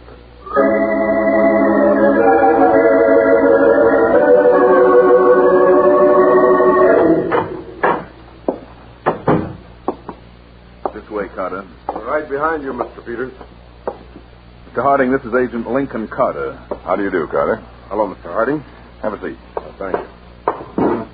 Will you want me, Chief? No, Peters. I'd rather have you set about arranging the details of Carter's transportation, if you will. I'll get right on it, Mr. Harding. Doesn't sound as though I'm going to be in Washington very long, Mr. Harding. No, you won't be, Carter. Not if you're the right man for this job we have. I hope I am, sir. Now, let's see. According to your personnel record, you went to Howard University, got a B.A. and M.A. there. That's right. Then you did postgraduate work at Columbia, earning the degree of Doctor of Philosophy, huh? Yes, sir. Your thesis for your doctorate was on African languages and dialects. Is that correct? Correct, Mr. Harding. But you speak these various dialects? Many of them. The study of African culture and history has been sort of a hobby with me. Oh? Something like a Mayflower descendant tracing his antecedents. Yeah, I see. Well, tell me, do you know much about the country of Tabasuland? If it doesn't sound too immodest, quite a bit. As one of the few Negro republics outside of Liberia, I've naturally been interested in it. Yes, so is the State Department. Yes, I know. I've been reading in the papers about the recent outbreaks of anti-Americanism there. You have any opinions on that? Well, frankly, I've been puzzled. The history of that country has always oriented it toward America. We've helped and aided her in many ways. Why this sudden outburst should occur is beyond me. Now, come over here, Carter. Take a look at this map. Let's consider the question from the viewpoint of geography. What do you mean? Well, Tabasuland could be the eastern doorway to Africa. A foothold there, and any power from the east could gradually spread throughout the entire continent. Oh, you think Russia Now, might... thinking is unimportant. It's knowledge that counts. But if the State Department's suspicions are true, it means a reformulation of our policy in that area of the world. I can understand that, sir. And it's going to be up to you, Carter, to find out if those suspicions are true. The job you were speaking of? Yes. Now, you'll work undercover among the citizens of Tabasuland. I want you to find out and report where this anti-American feeling is arising from, and whether it's being provoked deliberately. I see, sir. Now, because of the nature of communications in the country, you'll have to transmit your reports by diplomatic pouch. Through the consul there? Yes, that's right. He'll be notified to allow you the use of the pouch. Well, what about identification? Will I carry any with me? No, except for one simple device to establish your first contact with the consul. What will that be, sir? This pencil. Now, wait. I'll break it. There. You take this half. Right, sir. I'll see that our consul in Tabassaland gets the other half. When you present the matching half, that will be your identification. Then I take it I'm not to report to the consul immediately. No. In fact, don't get in touch with him until you've compiled as complete a report as you can on the situation. Yes, sir. Frankly, Carter, if what we suspect is true, your usefulness will be very short-lived after that first report, because the other side has espionage agents as well. I understand, Mr. Harding. Now, I know I don't have to stress the importance of this mission to you, Carter, so good luck. And remember, take no unnecessary chances. You may be facing a crafty and dangerous enemy.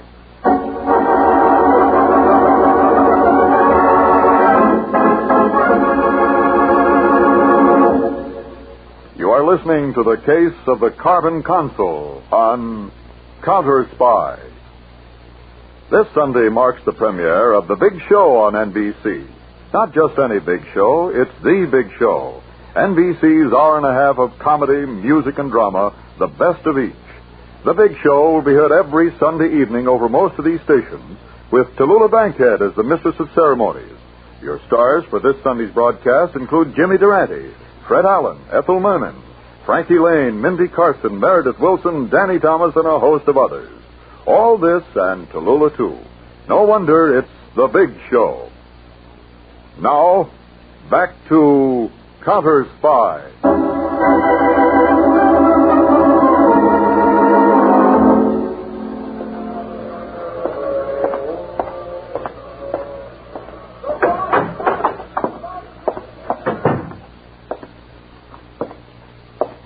Yes? I would speak to the American consul. Just like that. Do you think the American consul speaks to any native who walks in from the street? He will speak with me, woman. Indeed. Then in that case, what name shall I announce? None. None? You haven't even got a name? No one much less tongue than you have. Take this to your master, woman. He will see me at once. A stub of a pencil.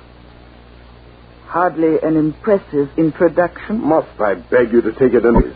I'll want one each for the authorities here, President Dinard and Police Chief Monaca. And, of course, be sure to send a copy to the African desk of the State Department, Washington. They may want to take drastic action.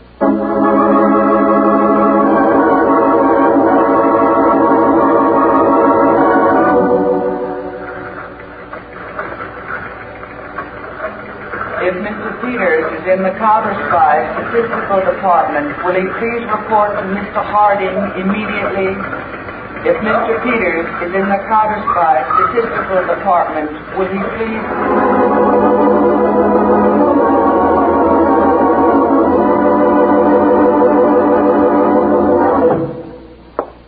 Hello, Mr. Harding. I didn't think you'd gotten back from the State Department so quickly. Everything happens quickly these days, Peters. More trouble overseas? Yes. Asia?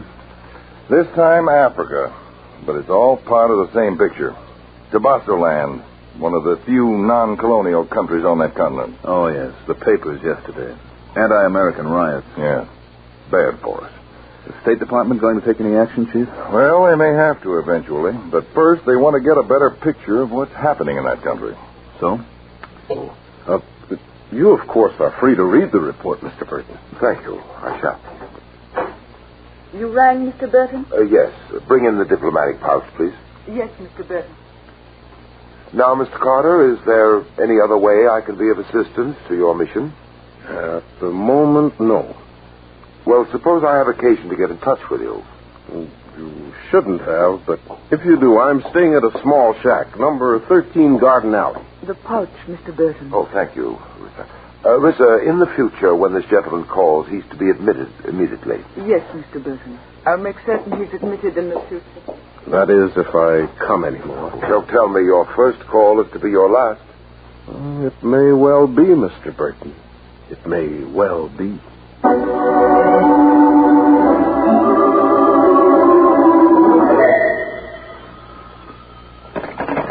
Hello. It is Police Chief Monaca who speaks. Oh, yes. I see. He knows much? Bad. What? You know where he is. Excellent. The address? 13 Garden Alley. It will be taken care of immediately. Goodbye.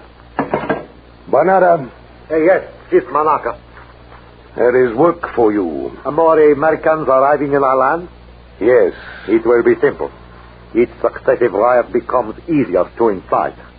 I only hope they are as apt targets as those Walters tourists were. This is not work for a sharp tongue, but a sharp blade. Blade? Yes. This American is no tourist, but a spy, and of our color. Oh? He must die. There will undoubtedly be a great uproar on his death. So it will be best if you take to the jungles after the job is done. Yes, Manaka. I will get word to you when it is safe to return. As you say. Now take your blade and call on the man. His address is 13 Garden Alley.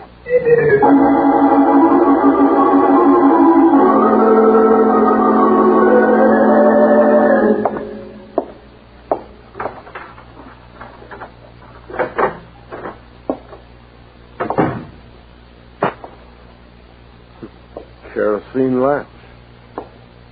There. Only... Well, I brought only 2 feet in with me. Yet I see 2 more peeking from beneath that curtain. Very tiny feet, too. I suggest the owner of them come out before I put a bullet through that curtain. Orissa, such a pleasure and a surprise. Seems I won't need my gun after all. Hardly. Come a little closer to the lamp, please. The flickering kerosene light scarcely does you justice. To what do I owe the pleasure of this visit? Curiosity. A woman has much of that still. You were expecting somebody? No. Well, I certainly wasn't. We shall see. You've got the knife! No, you don't. Watch out! I will cut your heart out! The lamp is falling! Let go! The floor! The curtain! Fire!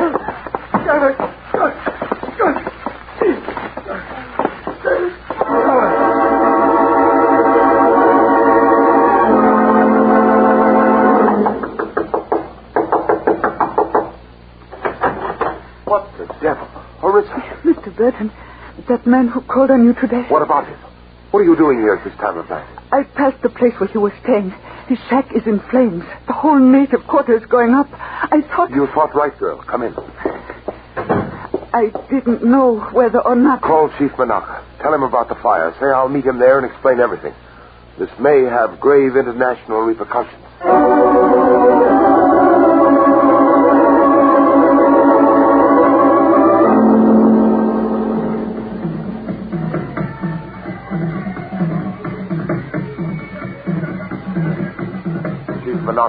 Mr. Burton, what happened? Orissa said there was a fire, but the whole block burned to the ground. Our native quarters do not resist fire very well. An obvious statement. Fortunately, we have it under control now. The drums, the chanting, what are they for? To appease the fire gods. Many of my countrymen still place their faith in the ancient customs of their fathers. I myself prefer water to fight fire. Well, at the moment, the drums are useful. I think we can talk safely under their cover. We can, Burton. And we have nothing to fear. The counter-spy agent is dead? Yes. We recovered his body. Bernarda's knife deep in his heart. You have a most efficient sergeant, Manaka. Your country, and I don't mean America, naturally, will pay well for this. I hope. Extremely well. What about the report you told me about over the telephone? Will that reach the counter-spy chief? I shall see that it does. But it will be my version of what's happening in this country, not his agent. Good. And that, coupled with the death of this agent, will force President Denard to request American arms and men. And that should provide you with a revolutionary situation that you can exploit to the utmost. And I shall, Mr. Burton. As long as you continue to make it worth my while. I'll continue. With good fortune and a little effort, we may be able to turn this incident into a long and costly guerrilla war involving the great United States.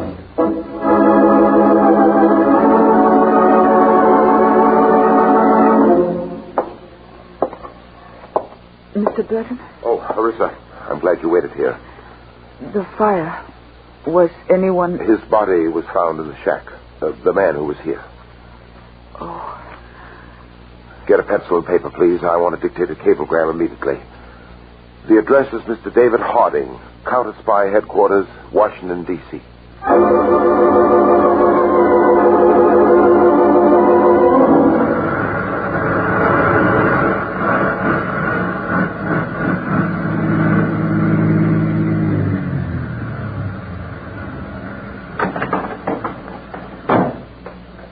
Mr. Harding. Mr. Harding. Oh, you made good time, Peter. Did you get all the material? Here it is in this envelope, Chief. The complete personnel records of all employees at our Tabassalan consular office. Good. Now, I don't know how long I'll be gone, so you take over from me here. Right, Chief. If anything urgent comes up, get in touch with me through the consulate. All right, sir. And good luck. I hope you manage to make someone pay for Carter's death. I intend to, Peter. So long, Chief.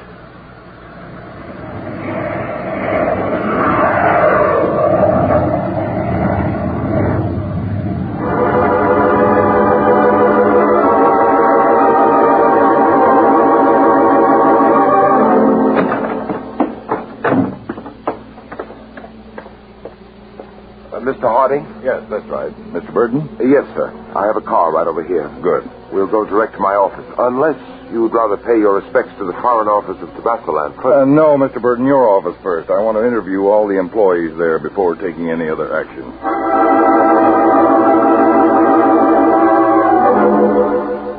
And this, Mr. Harding, is the only employee left to interview. My personal secretary, Orissa. How do you do, miss? You be seated. Thank you. I imagine you want this to be private. If you don't mind, Mr. Burton. Not at all, Mr. Harding. I'll be outside if you want me.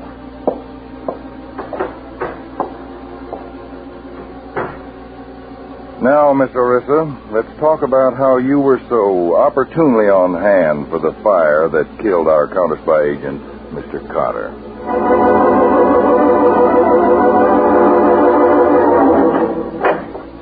Mr. Burton. Yes? I've finished here. I wonder if you could arrange an audience for me with the president and the police chief of Tabassalan. Right away, Mr. Harding.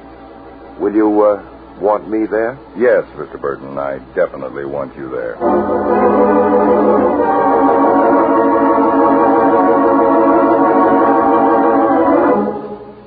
Mr. Harding, I can only express my deep regret at the death of your man. It will only add more fuel to the strain between our two countries.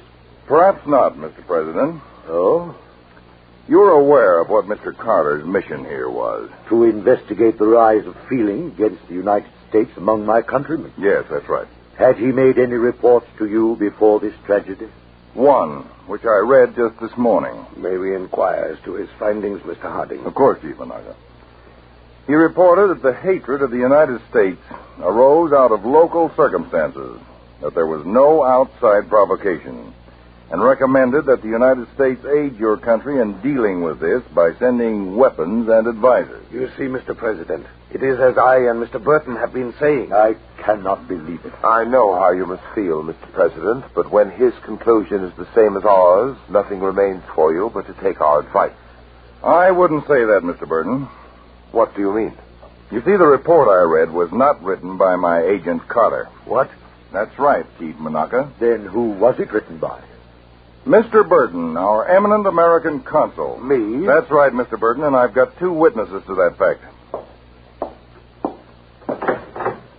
All right, Orissa, come in and bring the gentleman with you. Hello, Mr. Burton. Carter. That's right, Mr. Burton. Mr. Harding, Burton's got a gun. Look out, Chief. No, you don't. No. Carter, see about him. He's out cold, Mr. Harding. You attacked him, your own consul? Yes, Mr. President, but he was not the real American consul. I don't understand. You remember, Mr. President, Burton was abducted briefly when he first arrived here. Why, yes. And rescued by your Chief Manaka. Mr. Harding. The game's up, Manaka. You were assisting another foreign power, the power whom the so-called Burton was spying for. You sent that man to kill me, Chief Monaca. Orissa recognized him as Sergeant Bonata, a member of your own police force. And when Carter killed him instead and the fire started, he decided to use that fact as a trap for you and Burton. But how did Carter know Burton was on the other side? Because Burton was the only one besides Orissa who knew Carter's address. You'll never... Stop him, Carter. You're not getting away. Let go. Well, you've got a nice right there, Carter. Mr. President, Monaca is a citizen of your country. I'm sure you'll know how to deal with him. I will, Mr. Harding, but please, one more point. Yes. If Monaca and Burton were the instigators of the anti-Americanism, why did they keep insisting on my seeking your country's aid in suppressing that feeling? Because they were aware, Mr. President, that once such a policy was started, we would have to keep sending more aid and more arms. It would have been another drain on America's might, and there's nothing the power he represented would like better than drain off our strength to weaken us for any major conflict that may eventually come. Well, this at least is one spot where they failed in that strategy, and we'll see that they fail again.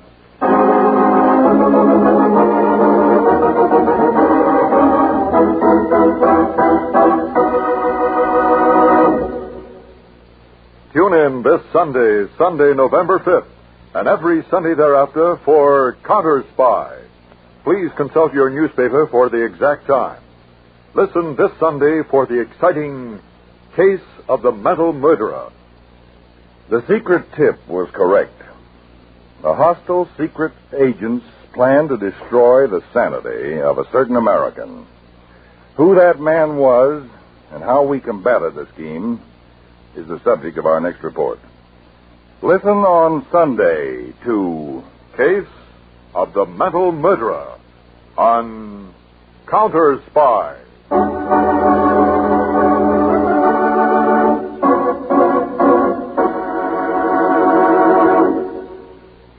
Tonight's Counterspy program originated in New York, was directed by Marks B. Loeb, dramatized by Palma Thompson, and featured Don McLaughlin and Mandel Kramer. Counterspy is produced by Phillips H. Lord.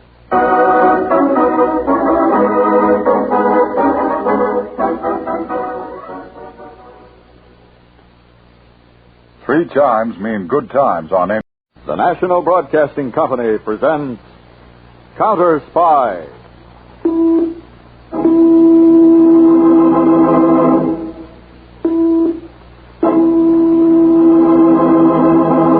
Washington calling David Harding, Counterspy. Washington calling David Harding, Counterspy. Harding, Counterspy, calling Washington.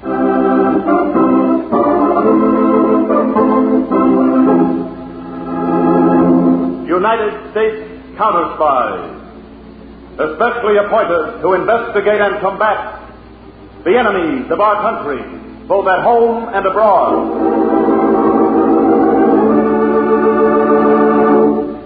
These Counterspy reports to the American people are brought to you each week at this time. Now, the case of the stolen secret.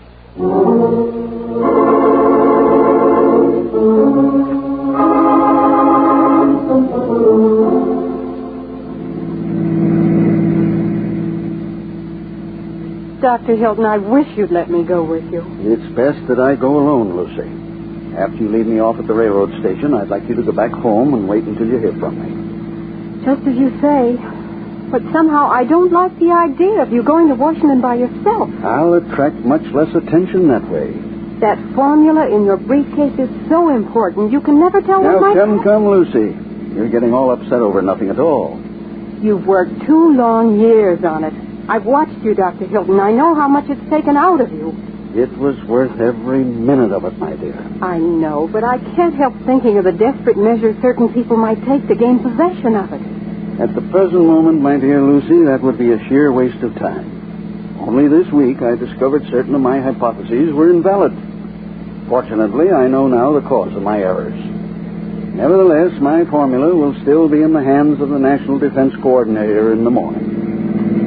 Oh, You say it so lightly, as though your very life weren't in danger. Lucy, I'm not the swaggering hero you'd like to think I am. I think you're pretty wonderful, Doctor. Do you mind? Not at all. I'm flattered. You've been like a father to me. Yes, unfortunately, I'm at the age where I best shoot the fatherly role. Is this close enough to the platform? Fine, my dear, fine. Dr. Hilton, I still can't help worrying. Won't you please let me go with you? I brought along my overnight bag. Please say yes. Lucy, believe me, I assure you that nothing very much can happen to me or the formula. But how can you be so sure? Because until I make certain revisions in my figures, my formula will be of no consequence. Several hours' work in my train compartment at most. Until then, what I'm carrying in my briefcase is worthless. Are you sure you're not telling me a story? My word of honor. Now, do you feel better about it? Much. But you will be careful anyway. Now, promise me. I promise, my dear, not to run afoul of any cloak and dagger tactics between now and my arrival in Washington. Well, there's my train coming in. I'll be back in Centerdale Tuesday. Goodbye, Lucy. Goodbye, Doctor. And don't worry. Everything will be perfectly all right. Perfectly.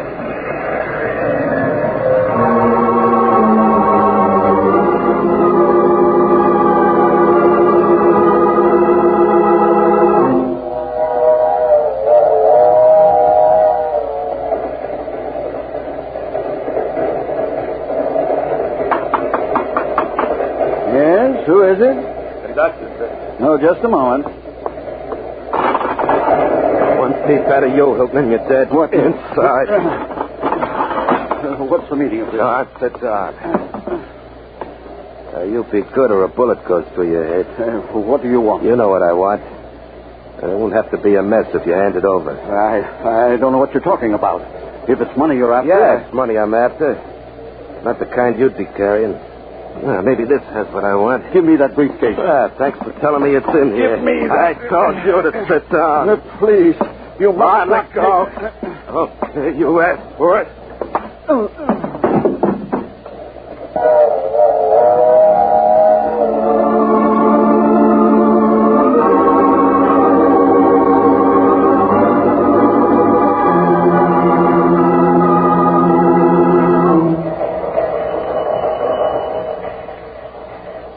Agent Jennison, Centerdale Counterspy Field Office, to David Harding, Washington.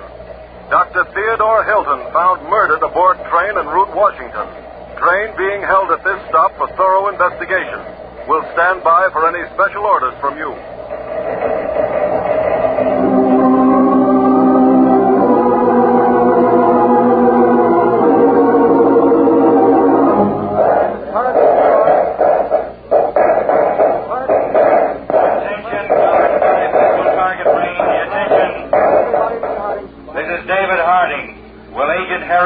Report immediately to my office. This is urgent.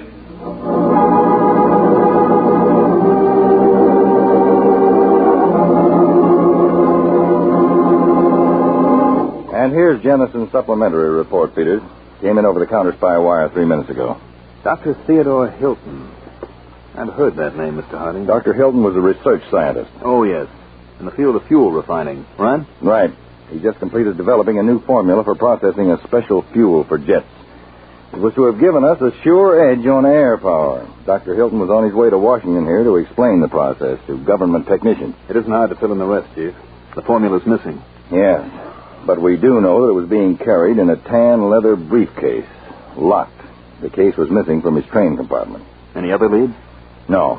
Still too early to determine what sort of instrument struck the blow that killed Dr. Hilton. Did anyone see Hilton with another person on the train? We don't know yet. All the passengers are being questioned. The thing is to find out what happened to that briefcase. Yes, and the espionage agent who took it. I've already sent out orders to put every available man on this case. All roads, train stations, bus depots, and airports in that area are now under our surveillance. What do we do now, Dave? Now, Peters, we're taking the jet to Meadville to supervise operations.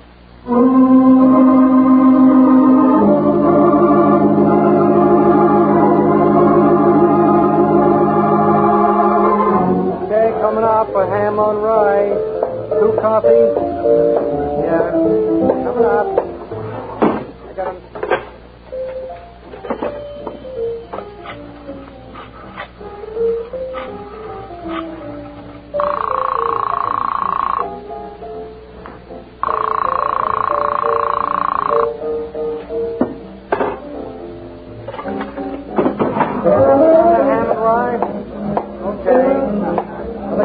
coming up. Sugar's out. Pack of cigarettes? Aye? Yeah, what kind? What do I care? Any kind. Okay, here you are. I guess it's the matches. Keep. Good night. Hey, wait a minute.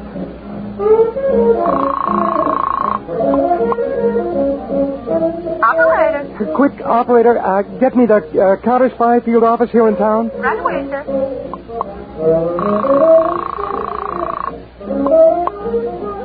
Centerdale, Counterspy Field Office, Agent Jennison. Yeah, hello. This is Cy Smith, Smitty's Diner on Elm Street. Yes? Look, a guy just walked out of here carrying a briefcase that looked like the one I heard about on the radio, the one that Dr. Hilton had when he was killed. He just walked out? Yeah. Did you watch where he went? Yeah, he hopped into a car out front. It looked to me like it was a Chevy. Could you describe what he looked like? Sure. He left a half a buck for a pack of smokes. Who'd forget a guy like that?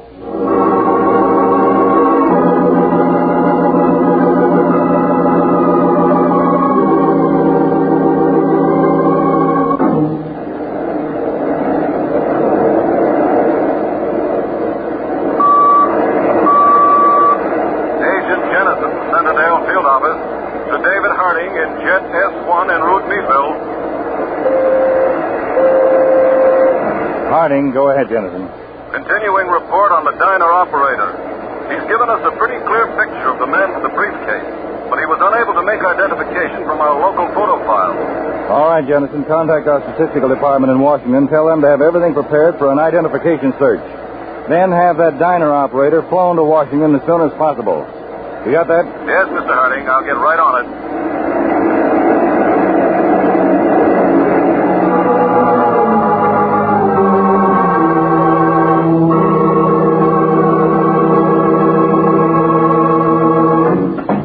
Where were you, Karok? I've been trying to get you on the phone for a couple of hours. Steve, I do not sit in this hole in the wall developing pictures every minute of my life. I go out to eat sometimes. Not often, but every once in a while. Yeah, you take 3 hours to eat, and me, I walk around with those hot papers on me, right out in the open. I'm not interested in your tale of woe. Gorok has his own. I stand in a dark room till the sight of the sunlight blinds me. I am not better than a donkey used in the mine. Yeah, you and your talk. At least I do my job well. There was nothing about killing Dr. Hilton in the instructions given to you by Mr. Sibley. Well, I couldn't help it. The old guy got too rough for his own good. Mr. Sibley will not be happy about that. Well, who's asking you what Mr. Sibley will be happy about? Here's the stuff. Put it on microfilm and shut your mouth. The likes of you, Gorok does not take orders from. Gorok is an art. Gorok is nothing but a big mouth. Now, come on, take the papers and do what you're supposed to do. I am to do nothing until Mr. Sibley arrives. Gorok is wise enough to follow instructions. You sure put on a big front, don't you, Gorok? I do the dirty work. Very dirty work. I'm telling you, Gorok, I'm not taking much more of you. You cannot frighten me, Steve. Gorok has brains. Yeah, well, and Gorok also has a gun in his pocket. Ah, Mr. Sibley. Good evening, Mr. Sibley. I see we're all assembled. Good. He just got here. Yes. Steve. Hello, Mr. Sibley. It would be more appropriate to make that goodbye, my friend. What? You needn't become alarmed. As yet, I haven't decided under what circumstances we shall part. I'm convinced only of the necessity of ending our relationship. Now, look, Mr. Sibley, I got what you were after. Control yourself. Yes, Steve, do. There's no need for becoming upset. A drink, Mr. Sibley? Not at the moment, Gorok, thank you. Here's the papers, Mr. Sibley. Maybe we don't click too good together, but anyway, here's what you were after. So if it's okay with you, I'll take my payoff now and beat it. To simple minds, everything seems so uncomplicated. Sit down, Steve. I have some things to say to you before you leave. I'll stand. As you wish. Briefly, my friend, you've gone about your assignment in a fashion so slovenly that I find it absolutely incredible. You mean about what happened to Dr. Hilton? What else could I possibly mean? Well, I couldn't help that. It was an accident. I didn't think that slug on the head would kill him. Honest, just an accident. That's unimportant now. The man is dead, and the formula is of almost no use to us because of that fact. Without Dr. Hilton, it'll take much too long to make practical application of those papers you think so valuable. That is why Garok did not put them on microfilm.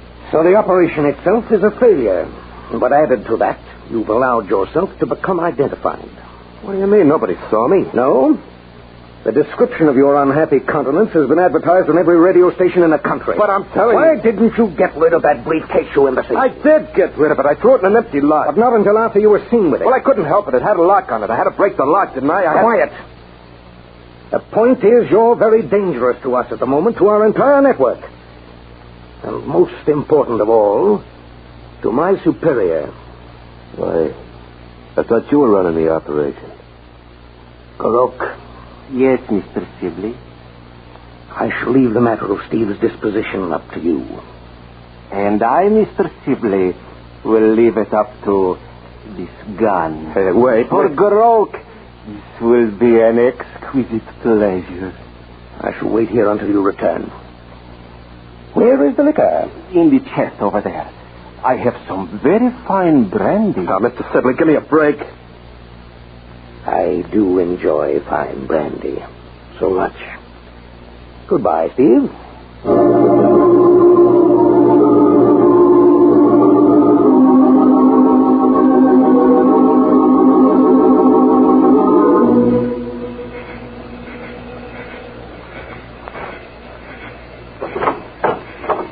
Yes? Miss Lucy Braden? Yes? I'm David Harding, Miss Braden. This is my assistant, Mr. Peters.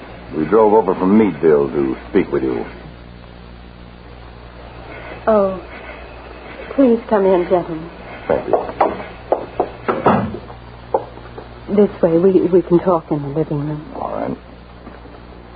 You've been with Dr. Hilton for a number of years, we understand. Yes, Mr. Peters, I was his ward.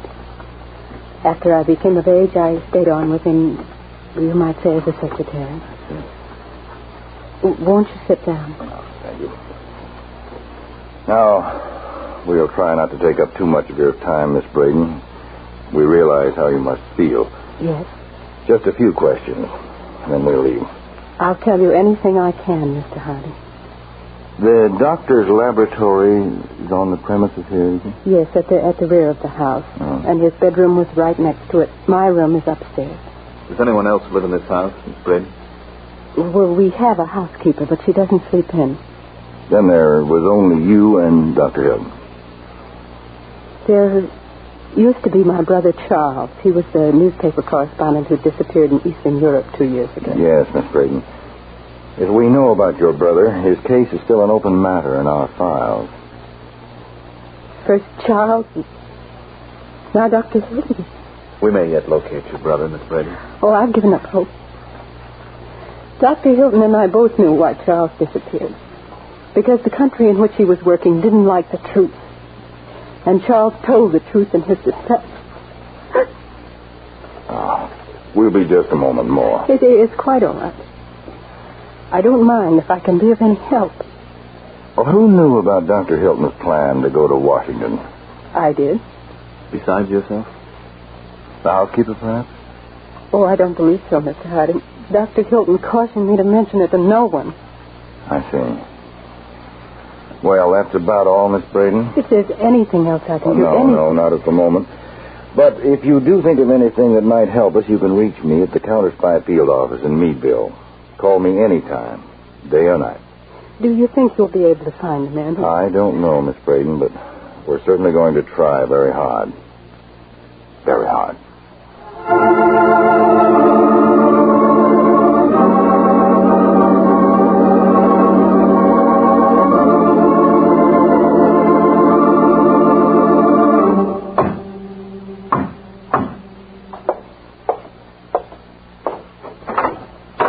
Well, Garok, you're back sooner than I...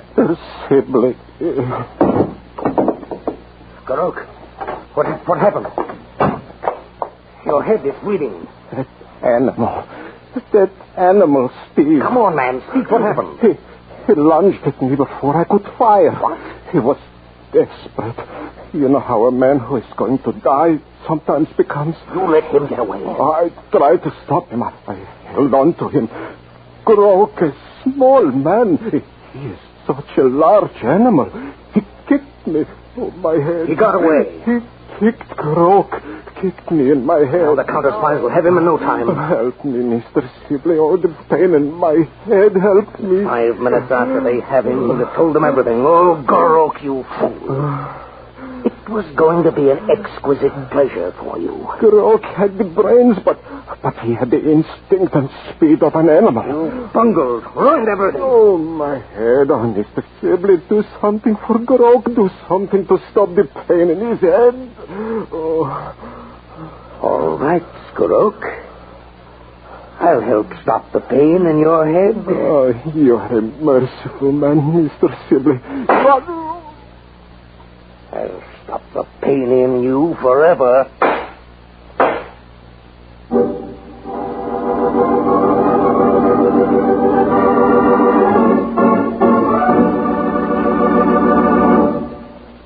You are listening to the case of the stolen secret on Counterspy. That new private detective, Charlie Wiles, solves another mystery in just a short while over most of these NBC stations. And later today, there's another broadcast of your Sunday evening extravaganza, The Big Show. Your stars tonight will be Groucho Marx, Ezio Pinza, Jane Powell, Fanny Bryce, Frankie Lane, Mindy Carson, Frank Lovejoy, Meredith Wilson, and many, many more. Supervising the hour-and-a-half Big Show will be MC Tallulah Bankhead. And incidentally, when unpredictable Tallulah meets unconventional Groucho, look out. It's The Big Show every Sunday on NBC. Now, back to Counterspy.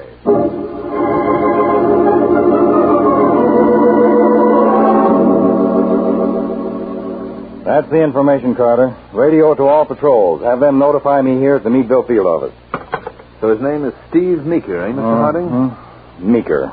He's got a record a half mile long. If he's still in the area of our operation, he's a gone duck. That idea of yours sending the diner owner down to Washington for identification paid off. Well, we can't be too sure yet, Peters, but it certainly saved us some time. Wait a minute. Harding speaking. I want to talk to you, Harding. Who's this? Steve Meeker. You're Steve Meeker, you say? That's right. Meeker, Dave? Get on the extension. I give up. I'm listening. I heard my name on the radio just now. I'm cut off, I know it. I can't move 2 feet without there's a cop right there. All right, Meeker, if you're ready to give up, all you have to do is walk into the field office here. I'll call my men off. Oh, it ain't your men. There's someone else in Meadville I'm worried about. Who? You gonna come for me? Where are you? Over in Centerdale. Who's after you, Meeker? Nothing doing. I don't spill that until I know it's gonna do me some good. All right. Where exactly are you? In a drugstore. Now listen to me. Get out of that store. The one you're worried about may be there instead of Meadville. Go to the address I'm going to give you and tell whoever's there that I sent you, and I'll be along to pick you up. You'll be safe there. Okay. 14 Crown Street. Got that? Yeah, 14 Crown. Wait there for me. I'm starting for Centerdale now.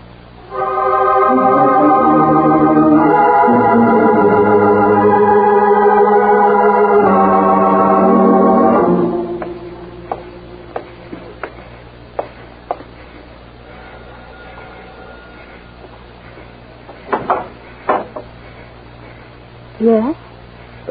This is 14 Crown, ain't it? Yes, it is. Well, then I got the right place. Whom do you wish to see? I don't know the name. Oh, I'm sure you must have the wrong information. Oh, no. This is where David Harding sent me. Mr. Harding? Yeah, he said I should wait here for him. He said if I gave you his name, you'd let me in. Then come in. You can wait for Mr. Harding in the living room. I'm Lucy Braden, Mr. My name doesn't count. Did Mr. Harding say what time he'd be here? As soon as he can get over from Meadville. Sit down if you like. Thanks. Mind if I smoke? Not at all. Can I get you something? Well, what have you got? Maybe rye? I'm sorry, we have no whiskey in the house. Beer? No beer either. But I have some soft drinks in the refrigerator. Soda pop, eh? Yes. Would you care for some? Well, okay. I wouldn't mind. I'll be right back. Hey. Yes? Cut matches them all up. You'll find a lighter on the desk. Thanks.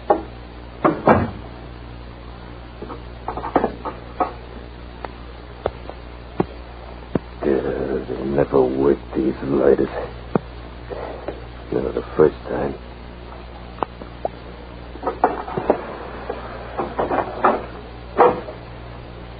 We only have root beer. Oh, root beer's okay. In fact, it's perfect. I took the liberty of pouring your glass. Mm-hmm. You can take any liberty you like with me, Annie. Any time. There's more if you want it. Nice and cold. I like drinks that are nice and cold. Would you please... Would I what? Nothing. Are you sure Mr. Harding sent you here? Mm-hmm. He sent me. He sure set up something nice and neat for me. What do you mean? Look, honey, I'm no friend of Harding. Then what is I'm on the lam. Wait. Let me go, please. Cancel me just now, like that. Please, let me go. You're hurting me. I was going to do a dumb thing, but now I got a better idea. Yeah, great. What a setup. Please let me go, please. You're leaving this place now with me. What? That's right. You're getting me out of this jam, baby. You're my rain check. No cop in the world would take a pot shot while I got you right next to me. And Harding set up the whole thing himself. We'll write him a letter of thanks when we get out of the cut. You're crazy. Sure, like a fox. You can't get away. If you're wanted, they'll get you sooner or later. With you along, honey, nothing can... Oh. Nothing? Huh? Nothing, Steve. Silly. I'm taking up where Garok left off. Garok was right. You are an animal. A man dies much faster.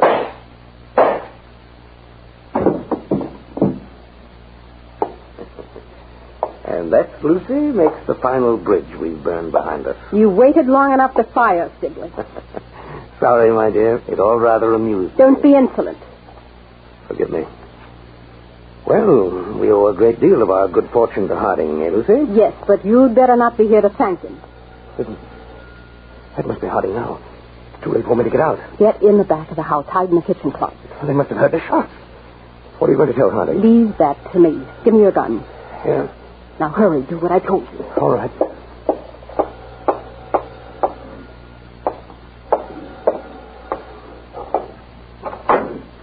Oh, Mr. Harding. It was terrible. What's happened, Miss Braden? Where's the man I said? Come in, please. Did you hear the shot? Shots? What shots are you talking about? There's the man you sent. Over there near the table. What happened? He tried to make me go with him. He said he was going to use me as a shield. I broke away from him, and there was a gun in the desk.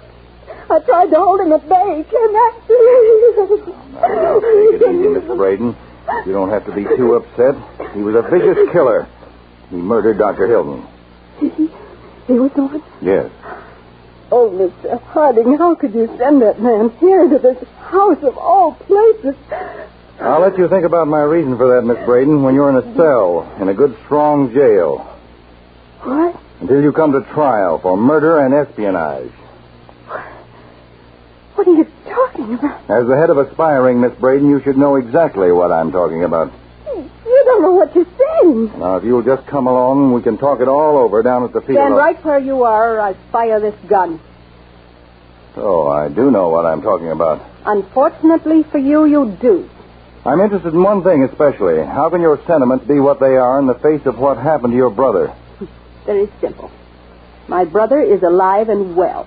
He went to the place where he is now of his own free will.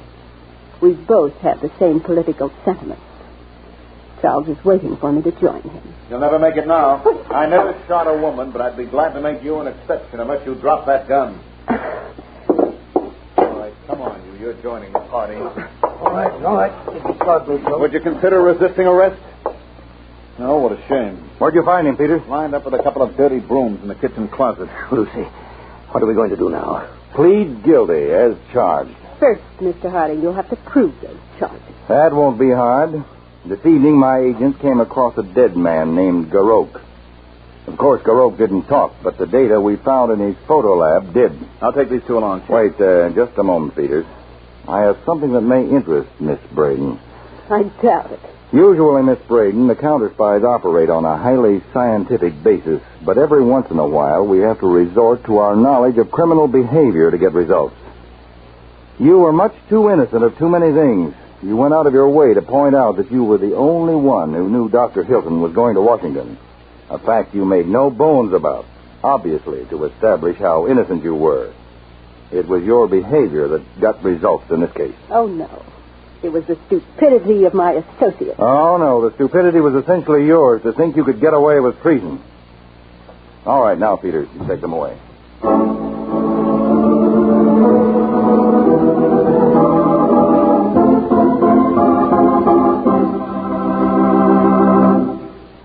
Tune in every week, same time, same station, to Counterspy. Listen next week for the exciting case of the Pseudo Spuds. When an agricultural magician sowed tons of potatoes, he hoped to reap $500,000 in cash. Instead, he reaped a harvest of sawdust that blew up in his face and launched your counterspies on a search for clues that covered thousands of miles. The full details will be revealed next week in Case of the Pseudo Spuds on Counterspy.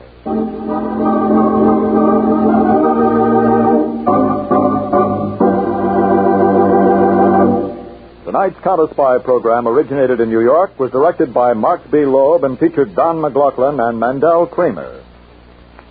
Counterspy is produced by Phillips H. Lord.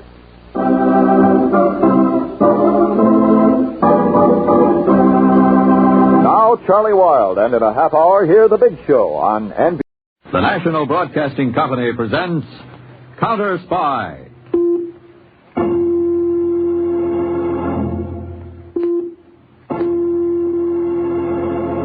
Washington calling David Harding, Counterspy. Washington calling David Harding, Counterspy. Harding, Counterspy, calling Washington.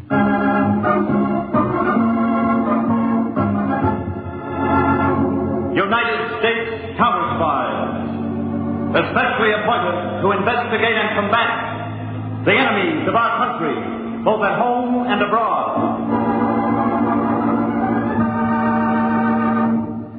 These Counterspy reports to the American people are brought to you each week at this time. Now, the case of the Pseudo Spuds.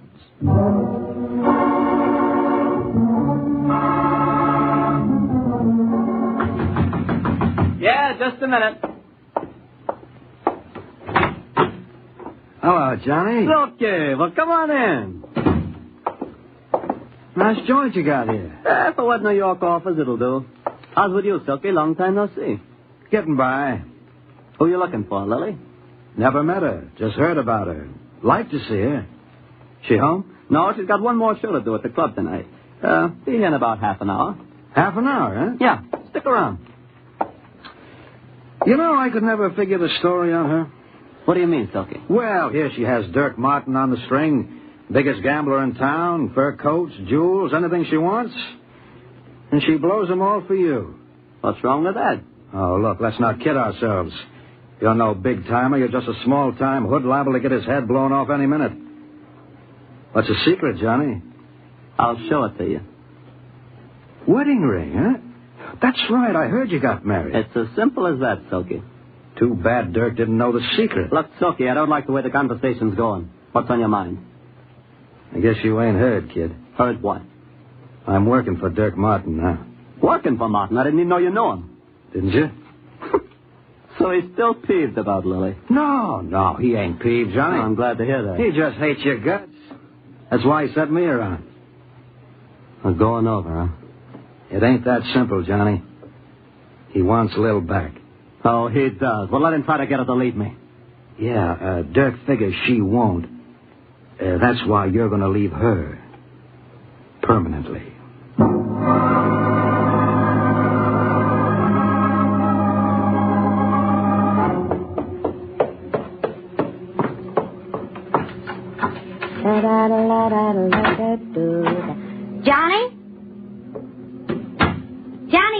I've got...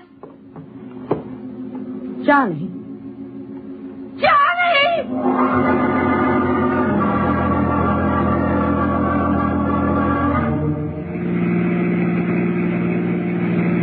Car number 14. Car number 14. This is a 3-2 signal. Investigate report of murder, 413 East Houston Street. Car number 14. Car number 14. Investigate report of murder.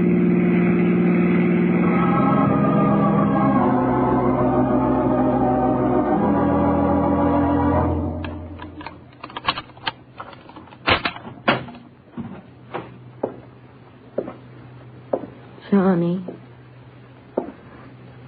Johnny. A place can become lonely all of a sudden, can't it? What? I suppose I shouldn't intrude at a time like this, Mrs. Darvell. What do you want? Who are you? A friend, I hope. And I think I want the same thing as you do. Same thing. Johnny's murderer. I heard the flash on the radio the other day. Johnny. Do you know who it was? Yes. Who? Tell me. Easy, Mrs. Darvell. I can't prove anything. I just know it from the grapevine. Who? What's his name? Can't you guess? Everybody liked Johnny. He didn't... Everybody except Dirk Martin. Dirk. That's the word that's out. Dirk. A gun, Mrs. Darvell? That's hardly the smart thing. Get out of my way. Wait till I close the door. Don't try and stop me, whoever you are.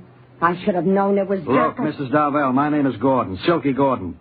I want to get Martin, too, but not the stupid way. That's why I came here. Now, I think that both of us can work together and be in the clear. If you're trying to stop me... I'm trying to help you. How'd you like to take Dirk Martin for a bundle of dough, frame him on a federal rap that he'll never get out of, and stay in the clear yourself? That's the real way to even things up for your, Johnny. All right, Gordon. Talk.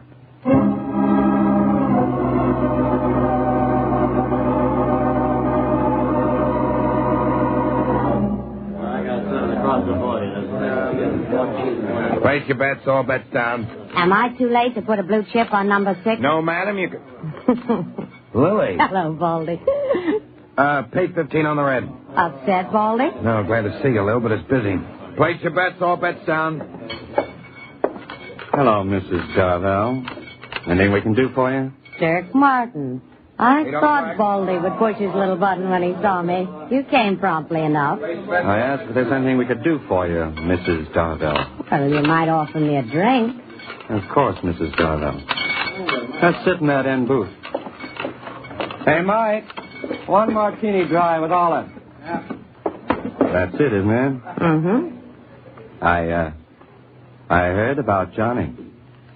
Too bad. Yeah. Leaves me kind of on the town again. Well, that's one way of putting it. What's the point of this call? Money. Oh? Isn't that kind of blunt, Lily? After all, you gave me the go-by for Johnny. If he didn't leave you fixed, that's too bad. Oh, I'm not asking you for any jerk. I'm offering you a way to make some, with me in for a cut. I can use dough right now. Yeah, that's what I imagine. Well, what's the pitch? What do you think of the war situation? Huh? Making conversation. Well, that came from right field. Well, what do you think of the international situation? Bad, I suppose. Sometimes good, but mostly bad. Why? It depends on how you look at it. That means what? There's one way to look at it that might mean close to $1 million in cash for us. $1 million? If you're not above such petty sums, Dirk, you can find out more about it at my apartment tomorrow at 10 a.m. Yeah. Good night. Hey, wait a minute, Lily. Sorry, Dirk. Good night.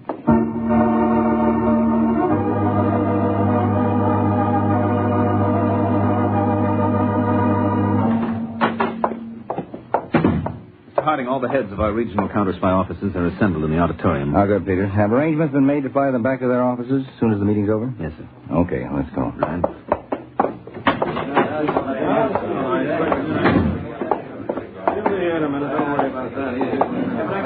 Gentlemen, Mr. Harding.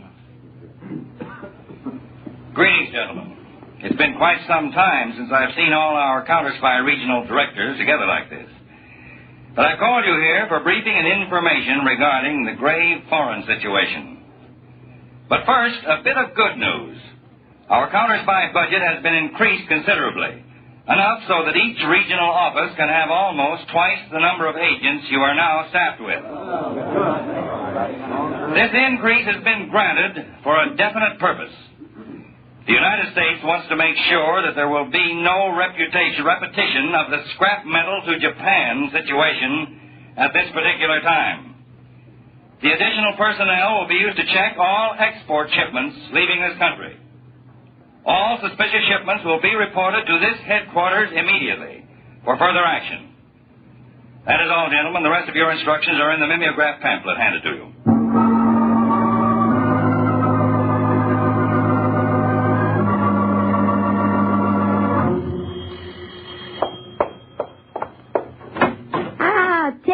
On the dot, Dirk. You're prompt. Yeah. I'm curious. I was sure you would be. Come in. I want you to meet someone. Meet someone? What do you mean? Relax, Dirk. It's not the law, and it's no one you know. Lily, if this is a joke... Dirk, I'd like you to meet... Well, Lily, is this the fella you was telling me all about? Hiya, stranger, say. Say? Yes, Gordon's the name. G-O-R-Done Gordon. Little joke of my own. I never have to spell it out. No? Hey, that's a mighty good grip you got there. Stand up to any man in Idaho, except me. So what do you want? I hope I didn't hurt you, boy. I got a powerful grip myself. Get it from farming, you know. It strengthens the wrist. Mr. Gordon, would you get me my cigarettes? They're in the kitchen. Why, sure thing, little gal. In 2 shakes of lamb sail. I'll be right back. What was that? Like him? A plow jockey. Who likes or doesn't like? Well, I thought What's the play, Lily? First you mention the international situation and then $1 million. Now you spring this hayseed on me. I heard that, boy. Hayseed, is it? Now, look, mister, I like your looks, but I don't allow no man to insult me. Take it easy, Gordon. I didn't insult. All right, Silky, drop the act. Save it for the paying customer. Okay, Lily. Look, I got him a little white around the gills. I thought he thought I was going to take a swing at him. Huh? Hey, what is this, huh? Meet Silky Gordon, one of the best con men in the business. Hiya, Martin. How'd you going, huh? Yeah. Hey, Lily, Silky will take over from here. He's got an idea that his act and your dough will net us $1 million to split 3 ways. How? In one word, potatoes. What? Those little things you fry, boil, or mash. And that I grow out on my Idaho farm and supposedly deal in. Potatoes? You mean $1 million out of Spuds? Oh, you're crazy. So's a fox. I've got the whole scheme mapped out on paper. All we need is that old warehouse of yours and $50,000 operating capital. What do you say? Well, what am I supposed to say? Yes, on what you told me? For $50,000, I want more information than that. Sure. Take your time. Here's a setup. Read it. Okay. Give me a short rundown on it. Potatoes, Martin. Price supported by Uncle Sam. You know this? So? This means the government buys them to keep the market price up to a certain level. Yeah? At present, $1.50 to, $1.80 100 pounds. Yeah, I've heard tell of it. And then they sell them for export at $1 cent 100 pounds just to get rid of them. Yeah, keep going. Well, we buy them for that. 1 cent 100 pounds, you see? And then sell them right back to the government again at $1.50 100 pounds. Just like that, huh? Yeah, just like that. Simple, isn't it, Dirk? Oh, wait a minute. You said we had to buy them for export to get them at $1 cent 100 pounds. That's right. We'll swear that we intend to dehydrate the potatoes. That is, dry them and export. I'm following you. Instead, we'll fill cardboard cartons with sawdust, label them dehydrated potatoes, and ship them to a stooge company in Europe, selling the real potatoes back to Uncle Sam at 10 or 12,000% profit. Nice. Real nice. Are you in, Dirk? Maybe yes. Now, give me a little time. I want to read this stuff Gordon gave me and figure the angles. Take a lot of time. Uncle Sam will still have the potatoes to sell. Call me here when you decide, Dirk. I'll be waiting, and I'm sure you'll be calling.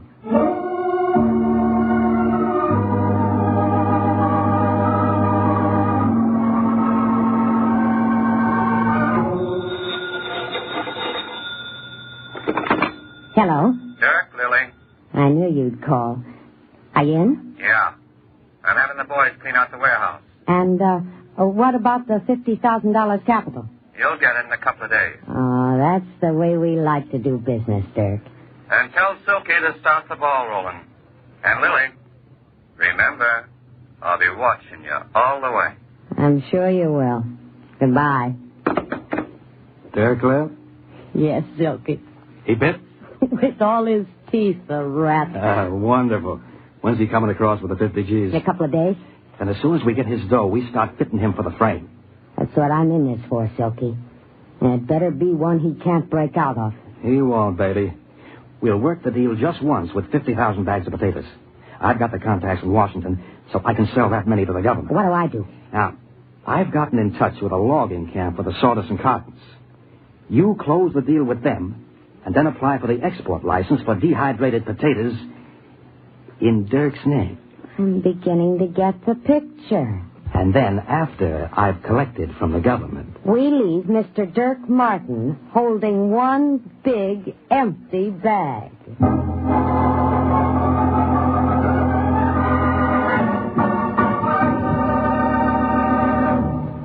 You are listening to the case of the Pseudo Spuds on Counterspy. Tonight on NBC, it's the big show once again over most of these stations. Tallulah Bankhead is your MC, and just listen to a few of the stars who will be with you tonight. Bob Hope, Eddie Cantor, Jimmy Durante, Perry Como, Jose Ferrer, Mendy Carson, Meredith Wilson and his orchestra, and a host of other great performers.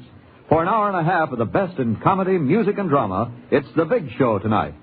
Another Sunday evening favorite is Theater Guild on the Air. And this week's hour-long Theater Guild production is Dr. Jekyll and Mr. Hyde, starring Frederick March, Barbara Belgettis, and Hugh Williams. The chimes are your invitation to top Sunday evening listening here on NBC. Now, back to Counterspy.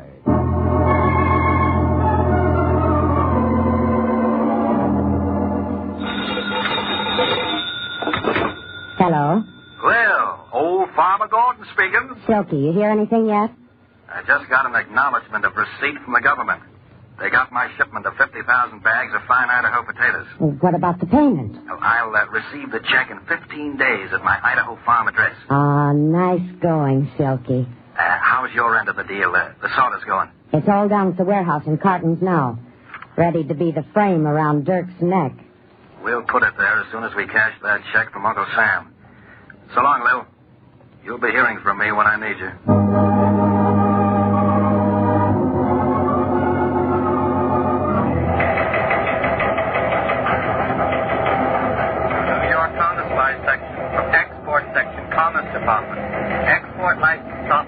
Dehydrated potatoes at present stored in warehouse at 91241 10th Street. Request routine check and approval of your department before granting license.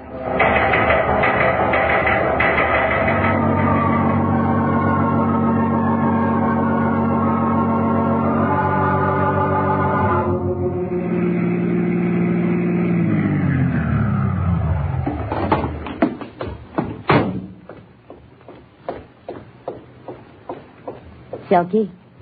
Right here, Lil. In the warehouse door. You got the stuff? 2 5-gallon cans. How about the insurance? I took it out in Dirk Martin's name. No action on the export license yet? Not so far. Well, I was just wondering. Thought they might send someone around to check on the stuff. They only do that at the pier. Let's go in. You sure Dirk won't yell copper? How can he? When we put this place on fire, he's going to have a mighty suspicious insurance company on his hands. He'll probably have to waive the claim, but it'll keep him plenty busy while we make ourselves scarce. All right, let's go. What? Listen. Someone. Look. Down that aisle of cartons. A guy.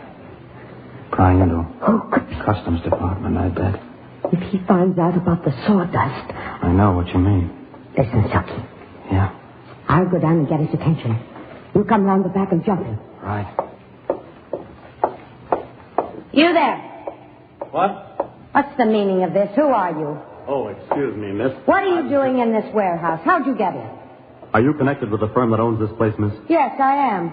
And I think it's my place to ask the questions, or would you rather I call an officer? Well, that won't be necessary. You see, I'm Now, the... Silky. What? Let go of me! Oh, no. No, you don't. You're nice, Bucky. You're nice.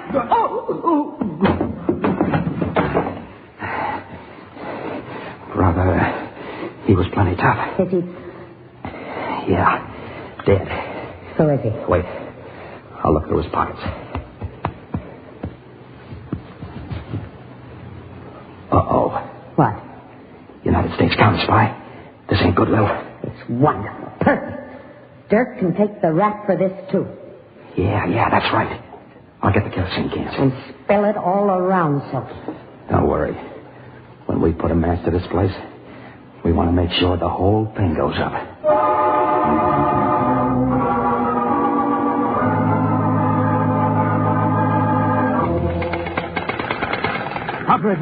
Operator, get me the fire department quick. There's a fire in the warehouse at 10th and Front Street. This is the watchman on the pier across the way. You'd better get here quick. It's dangerous. It's going up. The whole place is going up.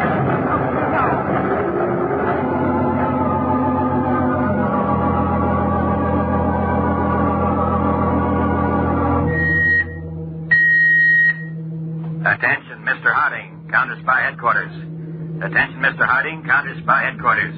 This is an emergency 3-2 flash.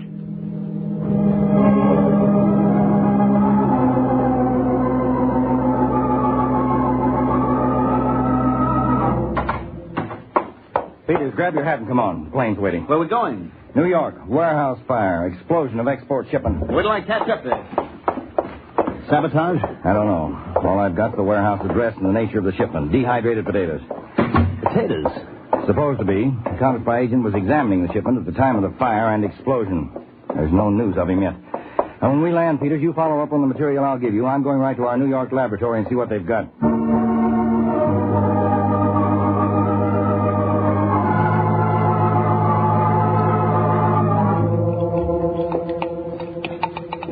Over this way, Mr. Harding, to our electric furnace. Right with you, Colonel. What's this set up for? Well, that cardboard carton in the electric furnace, it's one that was salvaged from the warehouse fire. Contains munitions of some type, doesn't it? No, sir. But the explosion... Watch, Mr. Harding. I'll switch the furnace on. What's the point? Just a moment, sir. I had the furnace on before you arrived. It'll be up to the right temperature in a few seconds. There, that's what I wanted you to see. What kind of explosive is it? It isn't, sir.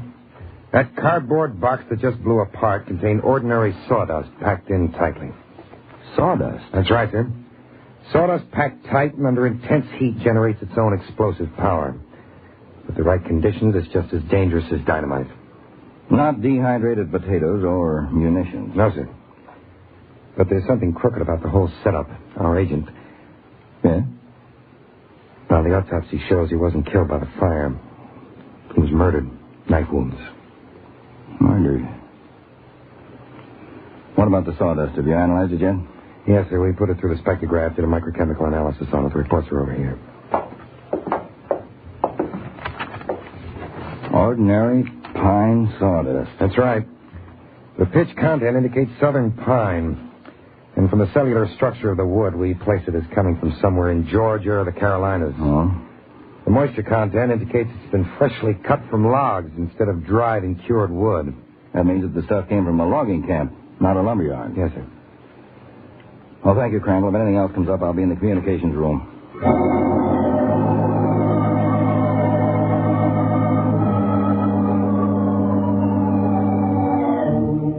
To all field offices, Southern Regional District, United States Counterspies. Request immediate check of all logging camps in your field area. Ascertain methods of disposal and sale of sawdust. Check thoroughly and report to me on any new purchasers of item. Give this top priority.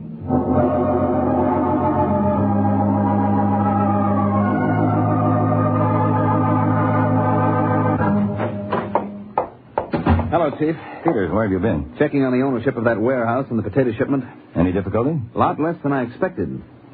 The warehouse is owned by a set of dummy corporations set up to hide the real owner, one Dirk Martin. The gambler? That's right. And that shipment of potatoes was bought and supposedly dehydrated by the same Mr. Martin. Oh, hidden ownership again. Right, Dave, but not very cleverly done. Wait, hold it a second, please. Hello? Tackett from the Atlanta field office? Okay, put him on. Hello, Tackett. Yes, that's right, the sawdust. Oh, you did? Good. Who bought it? No, that company name isn't familiar. Did you find out who owns and runs it? Good. Who?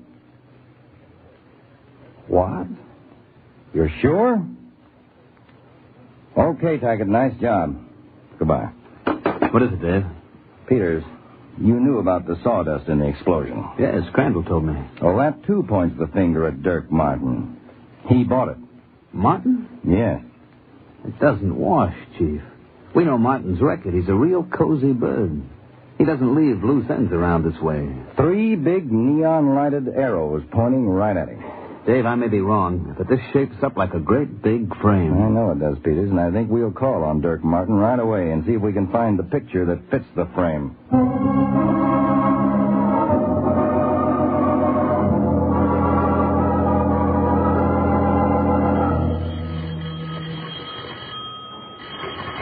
Silky, get that. I've got to finish packing. Pretty insistent, whoever it is.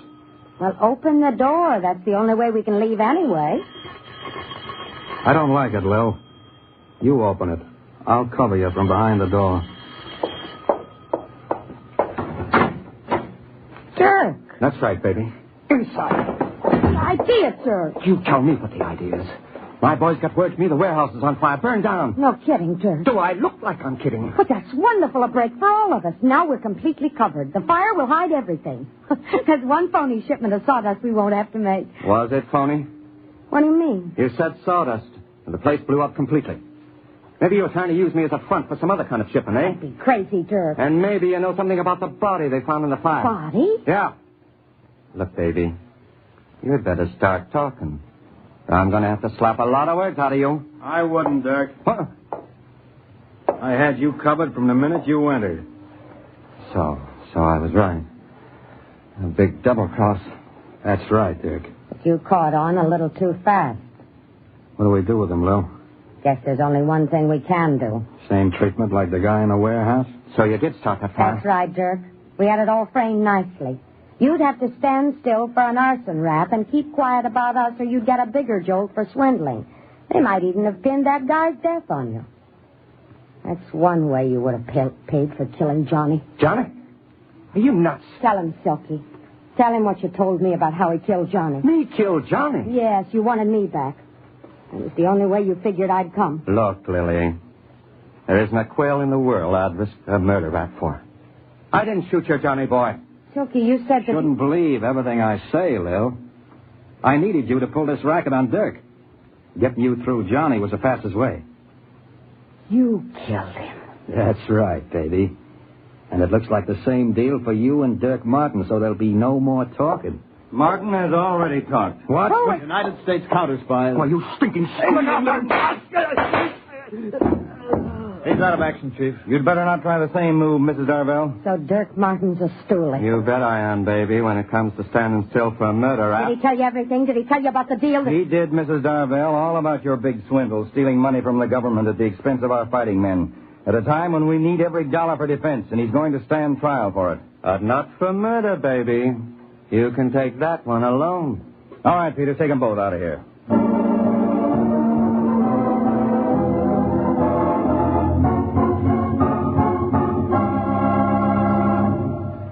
Tune in every week, same time, same station, to Counterspy. Listen next week for the exciting case of the Hideous Hijacker. When medical supplies, sorely needed by our fighting men and allies in Asia, were hijacked, the Counterspy organization was put on a double alert. By getting information from a dead man, firing bullets into sawdust, and putting cardboard under a strange light, your counterspies uncovered a kettle of fish that was 15,000 miles long. Be sure to listen next week to The Case of the Hideous Hijacker on Counterspy.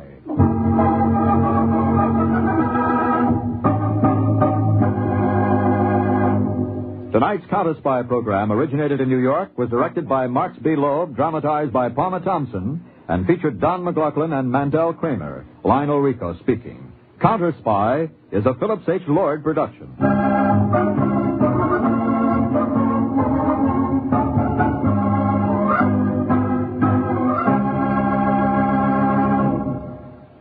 3 chimes mean good times on NBC.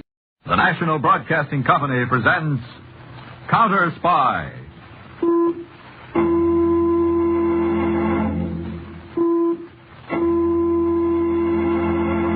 Washington calling David Harding, Counterspy. Washington calling David Harding, Counterspy. Harding, Counterspy. Calling Washington.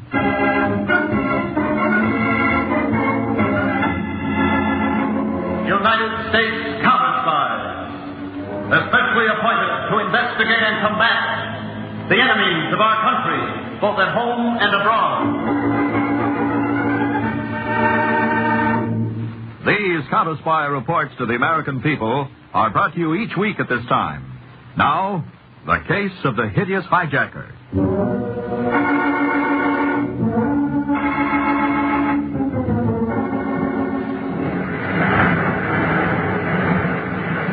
Would you care for a drink, Dillon? Don't mind if I do, Mr. Shelby. Myra, would you? Scotch, isn't it, Dillon? Yes. Anything for you, Carl? No, thank you, my dear. That's a nice view of the ocean you have, Mr. Shelby. There's nothing like a California beach house, I always say. Oh. Right now, Dillon, I'm only interested in what you have to say about the business at hand. Yes, I found your man. Uh-huh. You're sure that he can handle this sort of thing? With the greatest of ease and experience. Here's your drink, Dillon. Thank you. Who is this man? His name is Roxy Madera. Roxy Madera. Sound familiar to you, Mr. Shelby? Oh, he's the one who was released recently from the federal penitentiary? He's the one. I was Roxy's attorney before the state relieved me of my practice. Tell me, Dillon, is this man, this Roxy Madera, willing to take risks? Risks that could cost lives, including his own. Listen, a life to Roxy Madera is no more than a grain of sand. Well, Mr. Shelby, what do you say? I say Roxy Madera is our man. Get him.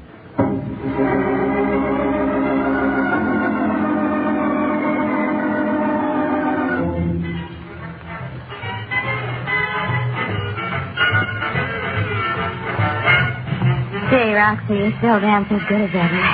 Sure, Billy. I'm a regular ballet star. I miss you awful, honey. Yeah? Yeah, awful. Now it'll be like old times again. Better.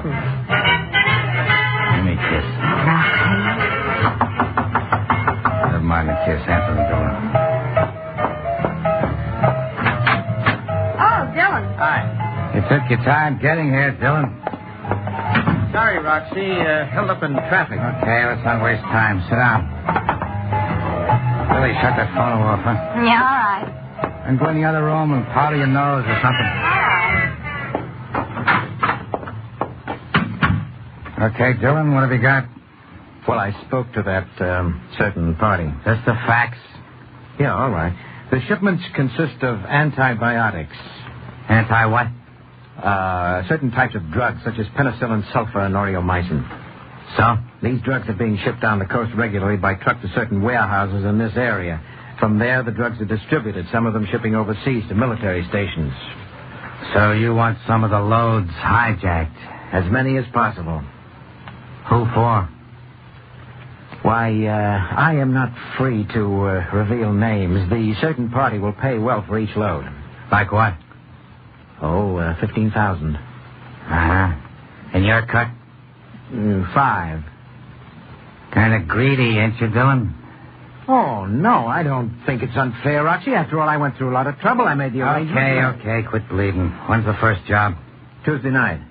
Now, what about your crew? I'm a one-man crew. I bring Billy along just for the kicks. Well, that's all right. After we work out the details, I'll leave the rest to you, because I know the job will be done with your usual thoroughness. That's right, Dillon. When Roxy Madera knocks off a hijack, it stays knocked off.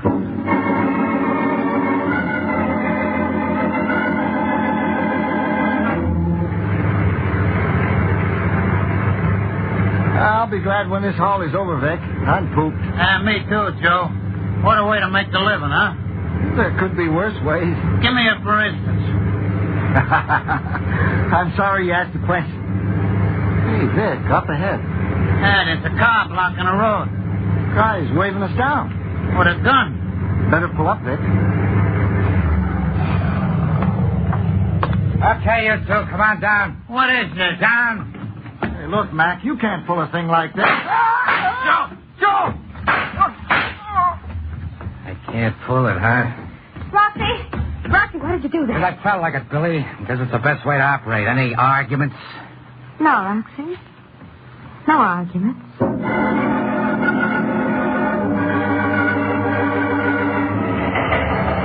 Agent Braden, Los Angeles Counterspy Field Office, to David Harding, Headquarters, Washington. A truckload of antibiotics was hijacked last night in this area. Both drivers murdered and bodies left on roadside. Truck missing. No further details. We'll keep you posted.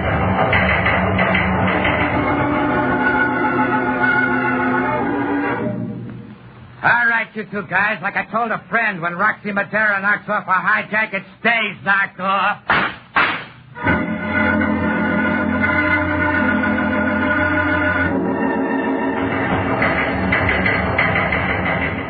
Agent Braden, Los Angeles, to Harding Headquarters. Report just received that third truckload of antibiotics has been hijacked. Pattern continues same. Both drivers murdered. Standing by for any special orders.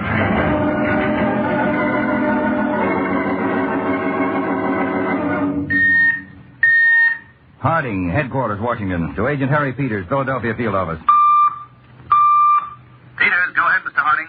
I'm leaving here immediately by jet. We'll pick you up at the airport there. What's up, Chief? We're flying out to Los Angeles. I'll lay out the details for you later.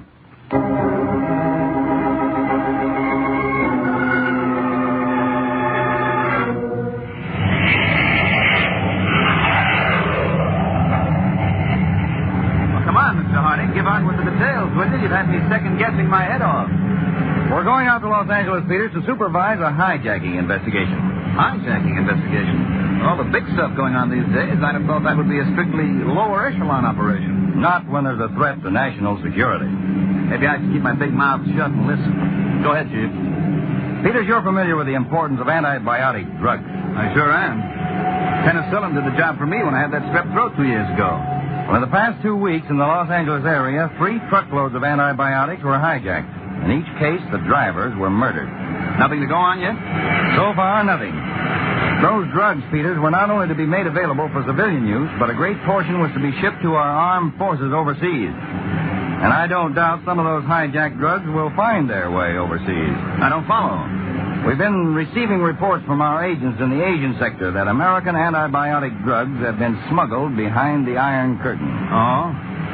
Which means that in case of an emergency, we could be short on such supplies and they could be well stocked. It could mean that.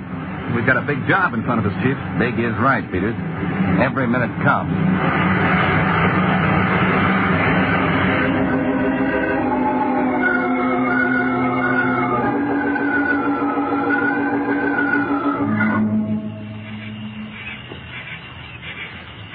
For every minute he keeps me waiting, Billy, so help me, Dylan is going to pay. He'll be here, Roxy.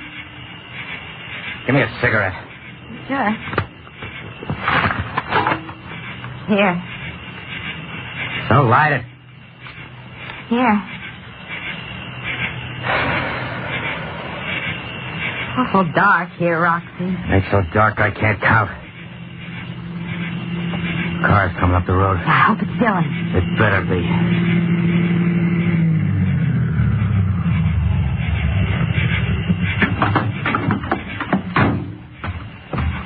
That you, Roxy? Yeah, it's me, Roxy. I'm sorry I kept you waiting. I got caught in traffic. Yeah, I know. Make with a payoff, Dylan. With pleasure, my friend.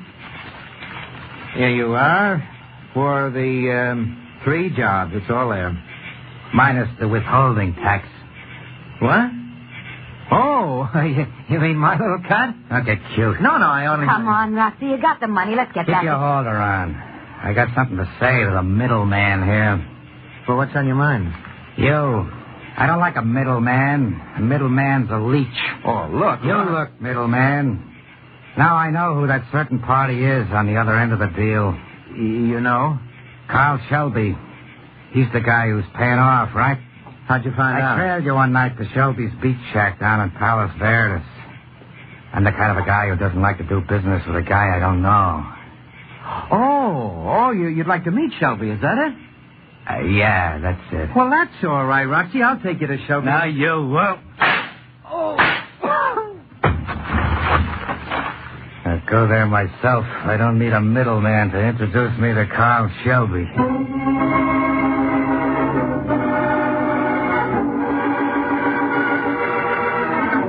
All right, Braden. Thanks. Peters.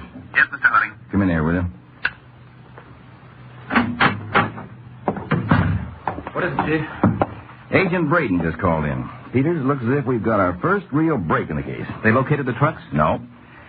The body of a man named George Dillon was found by the state police a few hours ago in the outskirts of town. George Dillon. What's his background? A disbarred lawyer. Now, here's the tie-in Braden came up with. Dillon once represented Roxy Madeira, and according to our records, Madeira was released from prison 6 months ago after serving a term for interstate hijacking. So you figure that Madeira's in on this case, hmm? Yes. Braden also found out that Dillon and Madeira were seen together recently. And Madeira should have some interesting answers to our questions. Yes, he should. But Braden reports no trace of Madeira. Oh? So, Peter, yes, sir? I want a pickup bulletin for Madeira sent to all our field officers. Get right up. Wait a minute, Peter. Yeah. One more thing. Until further notice, I want an armed guard placed on every truck in the Pacific Coast area carrying antibiotics. Maybe playing both ends against the middle will work out for us.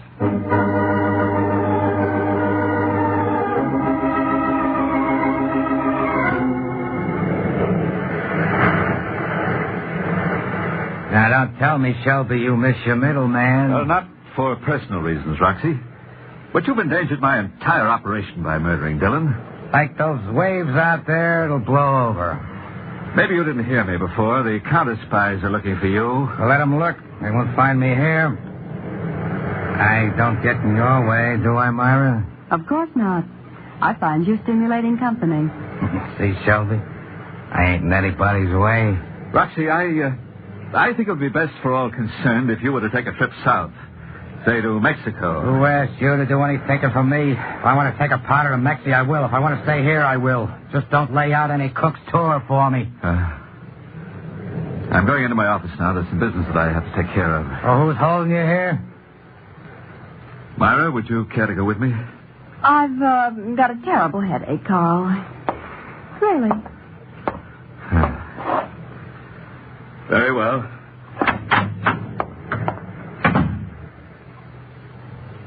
Aspirin's good for a headache, Myra.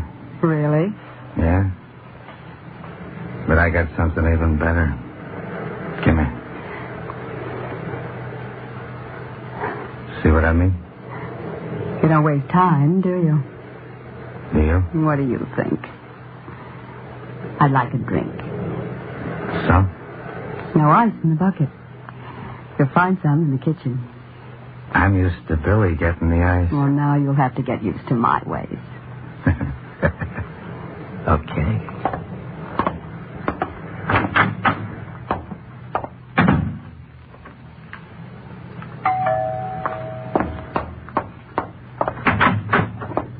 Yes? I want to see Roxy. Oh. Billy, I believe is your name. That's my name, Flunky. Well, I won't ask you in. You already are. Where's Roxy? Don't lie. And why didn't he call me in 3 days? Why don't you ask him? I'll make this easy for you to understand. Simple. I'm sure anything you have to say will be simple. Stay away from Roxy. And if I don't... I'll beat you up so hard you'll look like cake batter. Well, you make your point rather colorfully. Yes, well, don't make me prove it. It seems to me that Roxy's become bored with you of his own free will. And to know you is to understand why. Why, you... I'll give you something to understand. Well, it'll take more than you. Ow, my hair! What? Won't solve that. Come on, break it up. I'll kill her, so help her. Break it up, I said. There's feathers all over the Let me go, Roxy, let me go. Sit down, Billy. Stay there if you don't want me to bust you in the face. Sorry, Myra. This one's got no manners. Roxy, you're a rat, a no-good two-timing rat. See, no manners. She doesn't even know how to talk in front of a lady. I told you to stay in that chair. You don't have to worry. I'm not going to touch your lady. I had an idea why you didn't call. I had the right idea. You got to be sorry, Roxy. Real sorry.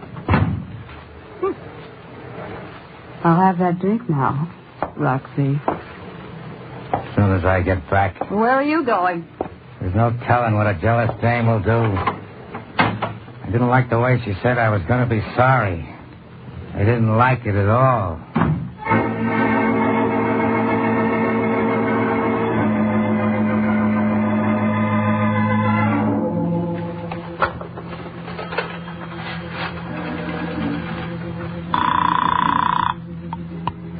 May I help you? Operator, get me the Counterspy field office in Los Angeles. Counterspy field office in Los Angeles. One moment, please. Roxy!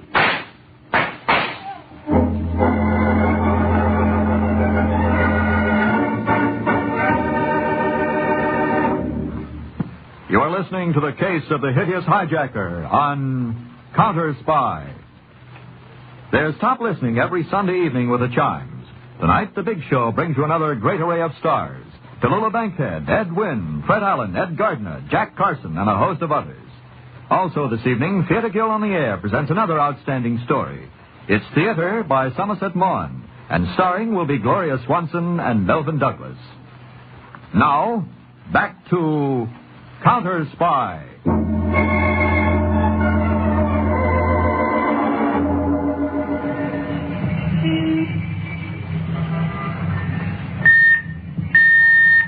Harding, Control Car S1 to Field Office, Los Angeles. Agent Braden, Los Angeles Field Office. Braden, what about the report on those bullets? Just checked with ballistics, sir. They'll have it any second. Anything turn up at your end? Well, Peters is still in the tavern inquiring. Call me as soon as you have that report. Will do. How'd you make out, Peters? Batting average 1,000. Yeah? 3 out of 3 people in that tavern identified Billy Horton as Roxy Madera's girlfriend. All right, Johnson, back to the field office. Too bad Billy didn't live to finish that phone call to us. Any reports come in while you were waiting for me? Well, I've been in touch with Braden. The lab check made on dust particles in Billy Horton's clothes indicate a corrosive action of sea air for a period of weeks. That means she's been around the Bay Area for some time up to her death. And it also pins down the whereabouts of Roxy Madera. Providing they hadn't split up. Braden to Harding. Braden to Harding. Harding, go ahead, Braden. Ballistics just finished the report, Chief. The bullets which killed Billy Horton were fired from the same gun that murdered George Dillon. Chief, that's proof enough that Roxy and Billy hadn't split up. Braden. Yes, sir? Send out a special alert. Have all our patrols in this area concentrate the search for Roxy Madera in the Bay and Beach territory. I want Madera brought in, preferably more alive than dead.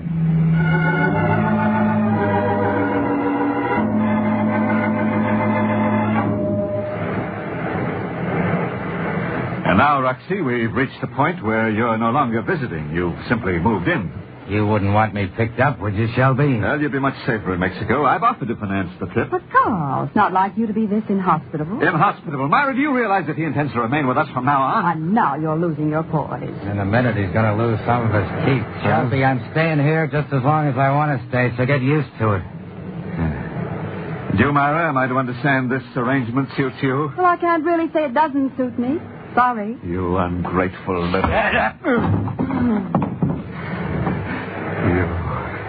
You animal. Get up, Shelby. The conversation's over. Get out and take a walk for yourself. The sea air will do you good.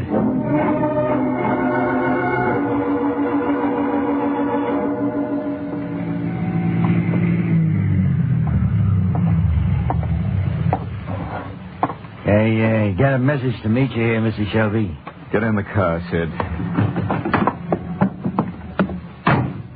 Al said you had a special job you wanted done. Very special. You know Roxy Madera? Yeah, I know Roxy. He the job? Yes. It's my wish to rid myself of Madera permanently. I'll pay you the usual price, $1,000. Gee, I don't know, Mr. Shelby. Roxy's an awful tough customer. Well, very well, then. $1,500. When? Tonight. After 10 o'clock. Where? You'll find him down at my beach house. Your beach house tonight after 10? Yeah. I'll be waiting at my office in the cannery. As soon as you're finished, come there and I'll pay you. And the quicker the better. I'll make Roxy Madera a real quick job for you, Mr. Shelby. I'll be back for the payoff at 11.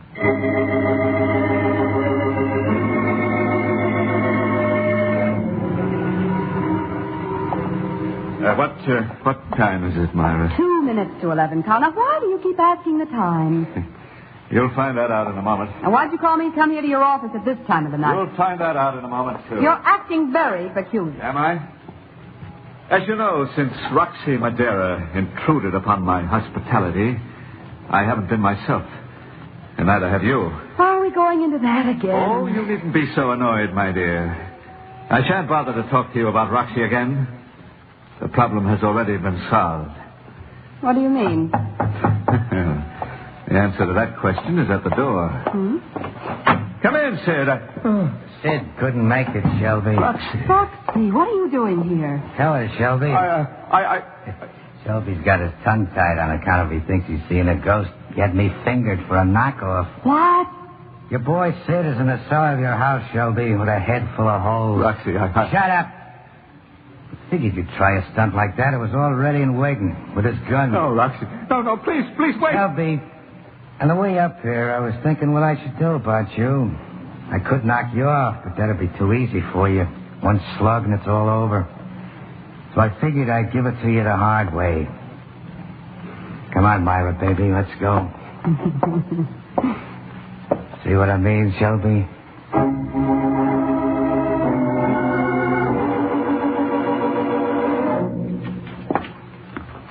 I got the message you wanted to see me here in the lab, Mr. Harding. Something special up? Yes, very. One of our agents in Hong Kong came into possession of a parcel of American-made Oreomycin. It was scheduled for transshipment to Manchuria. Oh? There's the package on the lab table. It was flown back to us by special plane. And a lab test proves what? Well, see for yourself, Peter. First, look into this spectroscope here. Metallic presence. Specifically, zinc. That zinc was clinging almost imperceptibly to the cardboard container. And the drug container was smuggled out in the tin, or rather a zinc receptacle. Yes. Now take a look at this other spectrograph. I can't make it out. What is it, Chief? The lab technician tells me it's fish. Fish? Yes. And I think it's going to be the means for us to catch our own fish. Put an end to this case.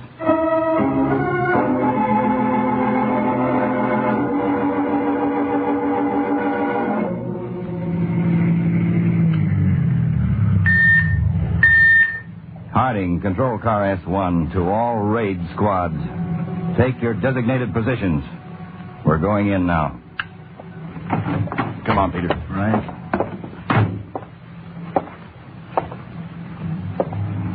A cannery, Chief.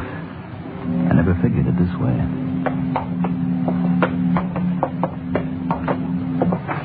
We'll go in through this door. Keep me covered. Right. There's a light in the office down there. Come on, let's go.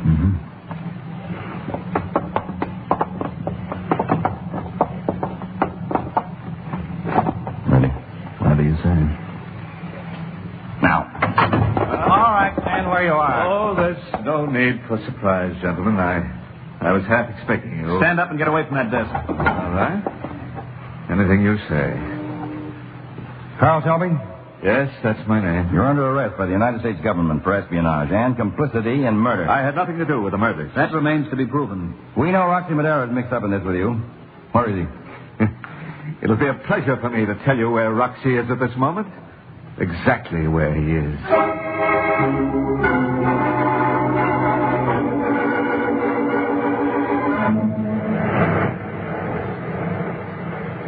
I'm afraid, Roxy, you've permanently destroyed Carl Shelby's equilibrium. I told you to forget about Shelby, didn't I, Myra? Concentrate on me. It's difficult not to. You know that. Sure. But I can't help wondering about Carl. He won't take kindly to orders. You take orders from me, or he'll take what Dylan and Billy got. Anyway, who needs Shelby now? You got the names of his contacts overseas. I'll deal with them direct. Roxy. Roxy Madeira, who takes what he wants when he wants it. What about you? We're alike, Roxy. We're the people who take. There's another way? None. We'll go a long ways together, Roxy, you and I. That's right, Myra. No stop us. What could that be? Carl has a key. He never rings. Answer it, but don't open the door.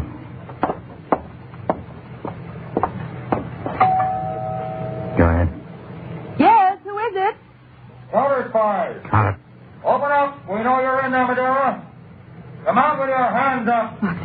What are we going to do? Get away from that door. Here's what I'm going to do. Try that for size, coppers.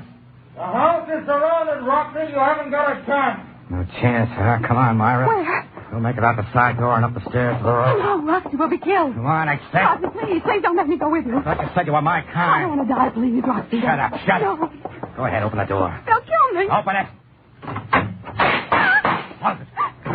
Drop your gun and come out, Roxy. Okay, Myra, I'm going out there, but I'm going my way. Come in. No, what are you Get doing? in front of me. That's the way I'm going out. Shoot me first. Cops are too polite to shoot a lady. Open that door. Please, Roxy. Open it. I'm coming out, coppers. You shoot and this dame gets it from me. Get going, Myra. Keep moving fast. You can't get away with it, Roxy. You open up and the dame gets it like I said. Keep moving, Myra. Come on over to the stairs. Faster. Up the steps. I'm behind you, Roxy. Drop your gun. Out of my way, Myra. I'm making it alone. Get it, Peters. I'll get you, coppers. I'll get you all.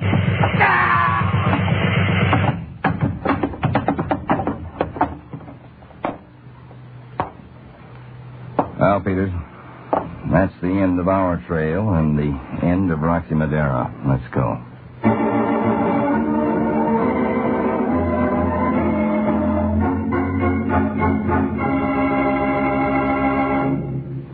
Tune in every week, same time, same station, to Counterspy. Listen next week for the exciting case of the prattling paper. When enemy agents thought they had silenced one of America's top research men by murder, they didn't know that his research had made paper talk like a black streak.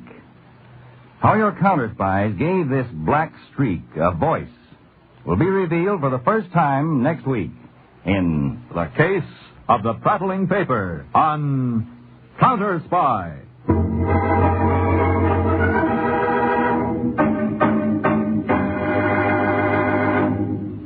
Tonight's Counterspy program originated in New York, was directed by Mark B. Loeb, dramatized by Edward J. Adamson, and featured Don McLaughlin and Mandel Kramer.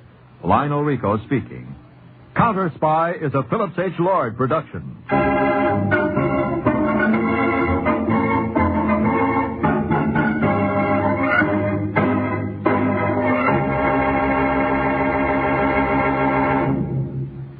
Three chimes mean good times on NBC. Later today, the Phil Harris-Alice Faye Show brings you another 30 minutes of laughs with Phil and Alice, Frankie, Julius, and the whole cast. Listen later for the Phil Harris-Alice Faye Show. And for radio's greatest spectacle, NBC brings you The Big Show with Tallulah, Fred Allen, Ed Wynn, and many, many more. Stay tuned for Tallulah Bankhead and the fabulous Big Show on NBC.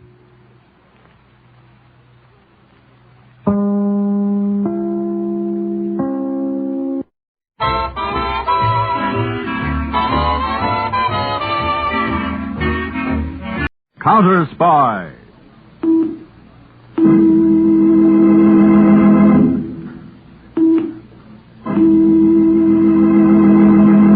Washington calling David Harding, Counterspy. Washington calling David Harding, Counterspy. Harding, Counterspy, calling Washington.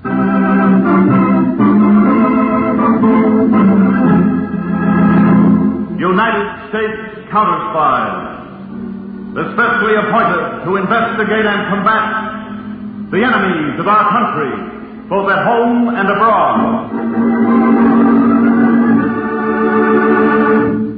These Counterspy reports to the American people are brought to you each week at this time. Now, the case of the Spectrograph.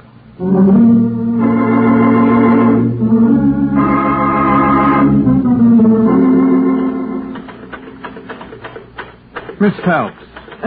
Yes, Mr. Blake? When is Dr. Carthouse going to be here? Why, He might at least be prompt. After all, we are his financial backers. I know, Mr. Dunn. As such, we're certainly entitled to better treatment than this. Of course, Mr. Fulton. Considering the fact that we've advanced close to $50,000 for his sonic research so far. Oh, I know you have, gentlemen. Now, look, Miss Phelps, have you any idea where he is? Oh, probably at Columbus Circle, 59th Street and Broadway. Oh, no, not again. More speeches? Well, Dr. Carthouse was feeling very good when he left here, and as you know, he usually makes speeches when he feels good. Yes, flowery ones, too. Although you'd never guess it from the way he talks normally. Abrupt, to the point. Well, I'm not going to have my dignity trifled with any longer.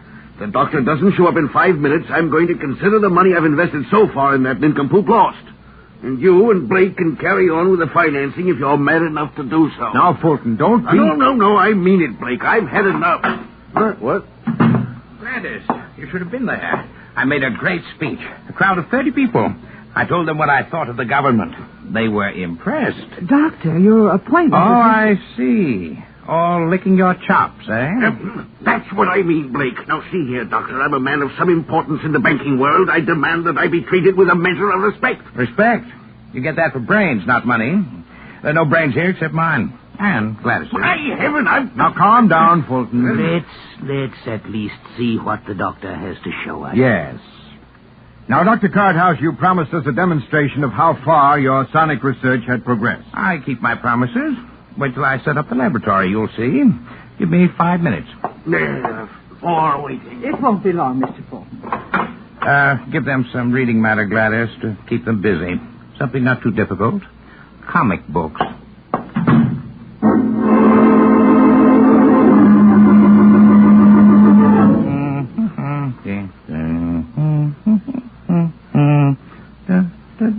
Ha. Good. All set. Come in and see. It's about time. This had better be good, Carthouse. I'm sure it will be, gentlemen. Gladys, you come too. You've never seen this. Oh, thank you, Dr. Carthouse. Close the door. All right, gentlemen. Sit down. Yes, let's see this. Good. Now, first, a preliminary demonstration. See this table backed by thick wood planks? I take this glass tumbler and put it on the table in front of the planks. You follow me? We have brains enough for that. I'm surprised. Now, here, this thing which looks like a radio. It produces sound waves with tremendous frequencies. It's made of, you wouldn't understand. Just call it a sound box. Now, see this hole in front of the sound box. It sends out directional sound waves. Listen. Watch.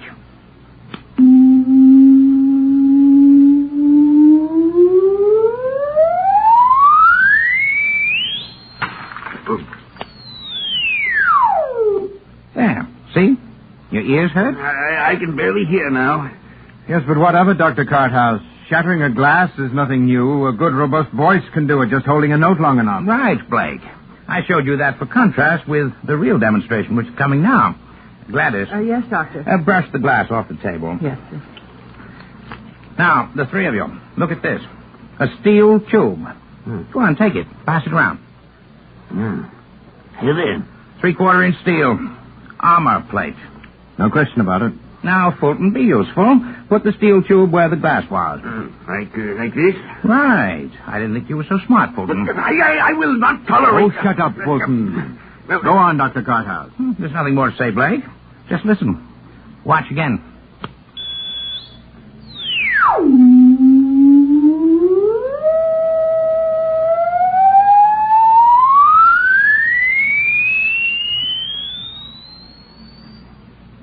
Well, what's the matter? Something go wrong, Doctor? No, the sound waves which are sent out now are too high for your ears to hear. Just watch the steel tube.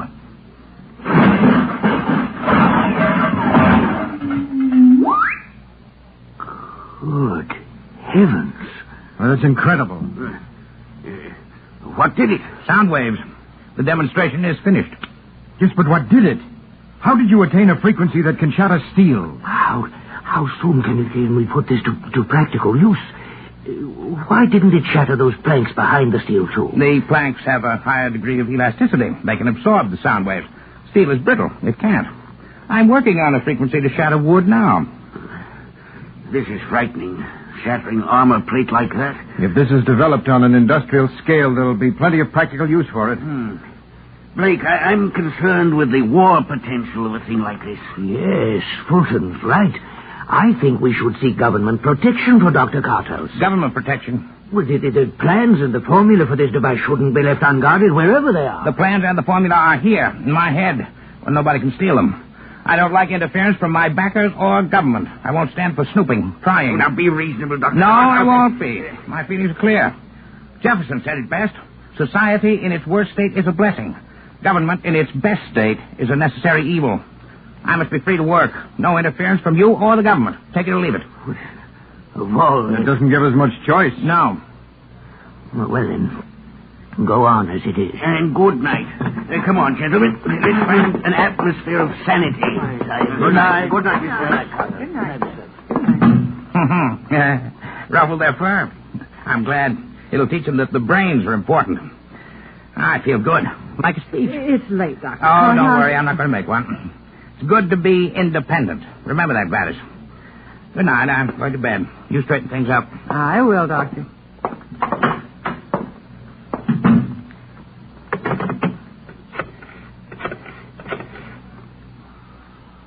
Long distance? I'd like to place a call to Washington, D.C., the headquarters of the United States Counterspy.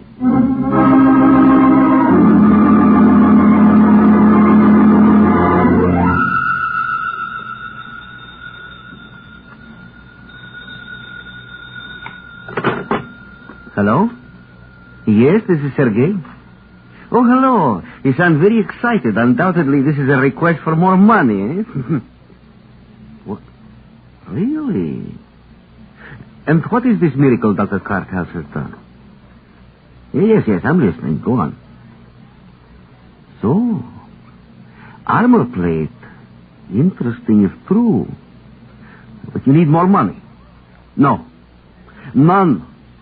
My dear sir, my client feels he has paid enough without results. No. If what you say is true, obtain the formula and plans. How? That I leave to your imagination. Get them to me and you will receive the final agreed upon sum, $100,000. Yes. Just send them by a commercial messenger. In this business, the most ordinary means of transmission is usually the safest. I'll be expecting to hear from you. Good night, sir.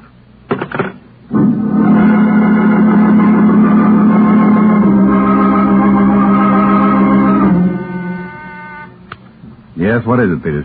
Mr. Harding, there's a call from New York for you, a Miss Gladys Phelps, about a Dr. Semyon Carthouse. Oh, my gosh, not him again. What's that, Chief? Well, never mind. Put the call on my line, then call Bowling Field and tell them to get the jet plane ready for a trip. Then come in here yourself. Hello? Hello? Miss Phelps? Yes. Is this Mr. Harding? Yes, it is. You're calling about Dr. Semyon Carthouse? Yes, Mr. Harding. I work with him. Yes, go on, Miss Phelps. Well, Dr. Carthouse has just concluded a rather terrifying demonstration in the field of sonic power. I think he should be protected for his own sake. Oh, does he know you're calling me? Oh, no, sir. I thought not. The doctor's a bit eccentric. Yes, that's a mild word, Miss Phelps. You don't have to explain. I've had dealings with him before. Well, then you understand he must know nothing of this. I thought perhaps that you would send an agent. Hold it, Peter. Oh, Miss Phelps. Yes. I'll come up to see you myself. I should be in New York in about 2 hours and a half. Oh, thank you, Mr. Harding. Where shall I meet you? Where are you now? At the doctor's home, 1232 West 82nd Street.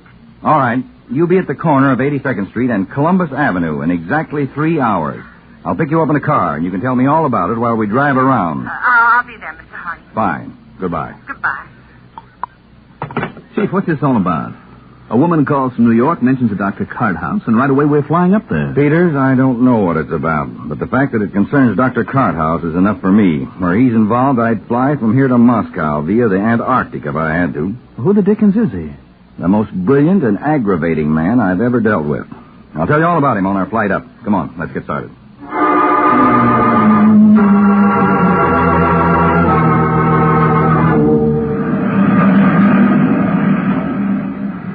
You mean that Dr. Carthouse made all these contributions toward the improvement of radar, and I've never heard of him? Well, that's not surprising, Peters. You were in Europe in 1942 and 43, the period the counterspies dealt with him. Well, I should at least know the name. Oh, no. Dr. Carthouse is, shall we say, peculiar. He loathes publicity and despises government. Our government? Oh, he's broad-minded. Any government. He never officially worked for us. But the results of his research, Chief, how did we get them? Well, he brought them into us, but he never worked for us. We had to guard him without letting him know that he was being guarded and finance him through apparently private sources. Must have been one headache to you. But tell me, why weren't his services just drafted for the government? That's easier said than done. He refused point blank to work. Of course, we could have had him arrested, even shot, but that wouldn't have given us the benefit of his brain. That's true, Dave. You can't force a man to think. Yeah, particularly not Dr. Carthouse. He literally doesn't give a hoot for anything or anybody. He's not at all reticent about announcing that fact. Unpleasant character. Oh, no, to the contrary. Very pleasant. And very difficult to guard. Our biggest job was protecting him from being mobbed. Mobbed? Yes. You see, he has a hobby, not stamps or model planes or anything normal. He likes to make speeches. What? Yeah, one day he's in Union Square denouncing communism, and the next day he's at the Chamber of Commerce meeting denouncing capitalism. Some character. Dr. Carthouse is just against. Doesn't make any difference what. He's against it. Well, I'm looking forward to meeting him. Well, don't, Peter, because you won't. I haven't the faintest idea what he's doing. But if he learns we're interested in it, protecting him, interfering, as he calls it, he'll stop dead. I know, because that's just what he did when he found out our agents were guarding him during the war. That's why I haven't kept an agent on him regularly. The New York office keeps a once-a-month check on him. That's all. But just what is it that he'll stop doing, Chief? You don't even know yet. Well, I know if Dr. Semyon Carthouse is doing it, it's important. That's enough for me. Exactly what it is, we'll learn in New York when we meet Miss Gladys Phelps.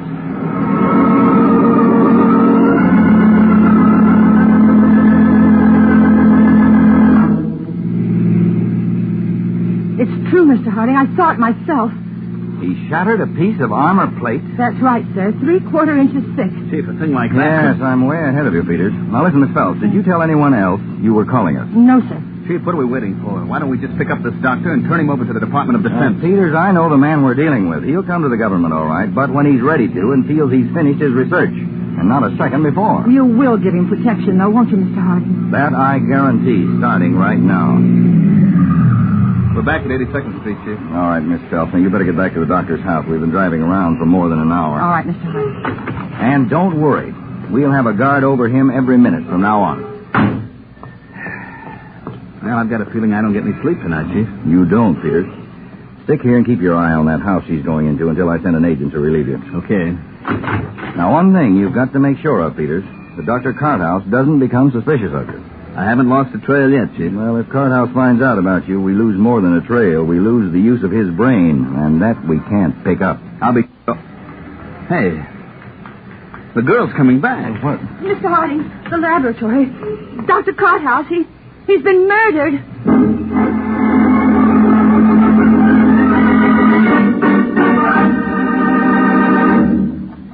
You are listening to the case of the Spectrograph on Counterspy. Tonight, The Big Show brings you the best in comedy, music, and drama with Tallulah Bankhead, Fred Allen, Douglas Fairbanks Jr., Margaret Truman, Mindy Carson, Meredith Wilson, and many, many more. It's The Big Show, top Sunday listening designed for the entire family. And speaking of families, tonight means another delightful adventure for the Madcap Harris family and all their friends on the Phil Harris Alice Faye Show. That's tonight over most of these NBC stations. Now, back to Counterspy.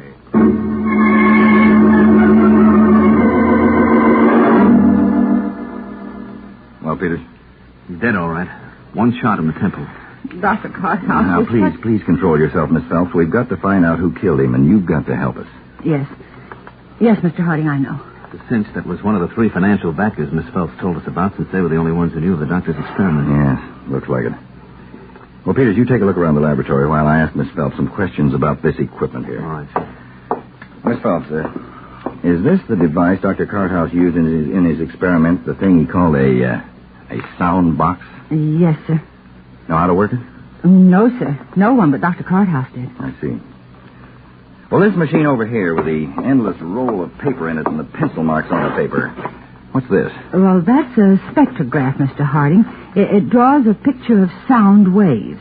Dr. Carthouse used it to make the sound patterns of his research visual. Oh, yes, I've heard of the spectrograph. That's funny. What is, Miss Phelps? That roll of paper in the spectrograph. I swear it was clean when I left here, but now it's all marked out. Oh, wait, now hold it, Peters. You mean someone's used this spectrograph? So it would seem. Exactly how does this work? I'm a little vague on the details. Well, that microphone on the desk is connected to the spectrograph. Mm-hmm. When you speak into it or make a noise in front of the microphone, that pencil apparatus on the spectrograph makes a line on the paper corresponding in length to the volume of the noise. Oh, I understand. Chief, that fits in with what I found. What, Peters? Look, these marks on the desk. 4 of them. Like rubber grippers on the bottom of a portable typewriter. Uh-huh. Then this indentation in the desk blotter. Circular, big, could be a microphone stand. And here, a piece of recording tape. What? Was on the floor by the desk. A tape recorder, huh?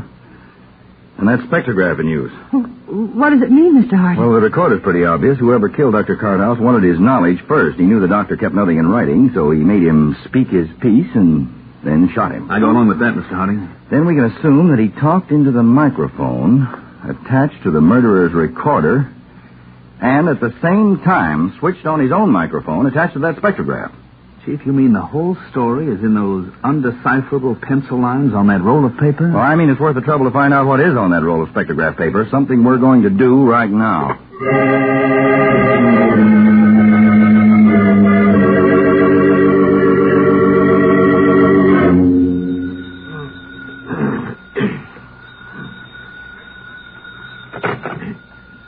Hello? Is this Commander Tackett of the Naval Radar Section?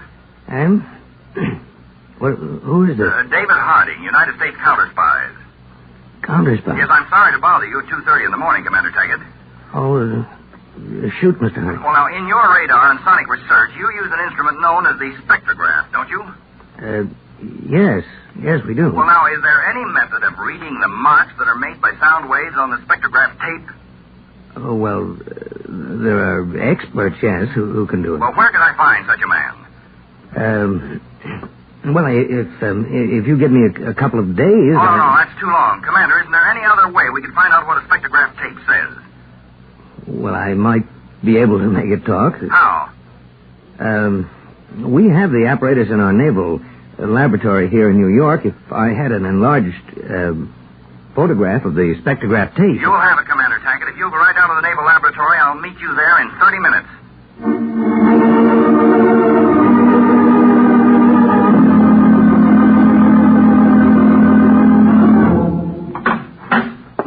Hello, Commander Tackett. The officer of the day told me you were here. I'm David Harding. Hello, Mr. Harding. I must say you Counterspy certainly do things in a hurry. Well, this is extremely urgent.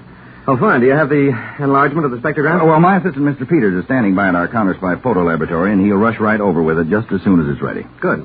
Well, then I can take this time to show you how I may be able to make it done. Yes, that's what I came for. Well, we use this device here, Mr. Harding, a big electrically lighted transparent drum. It's a sort of talking drum. Talking drum? Yes, Mr. Harding. You see that bank of electric cells outside the drum, photoelectric cells? Yes.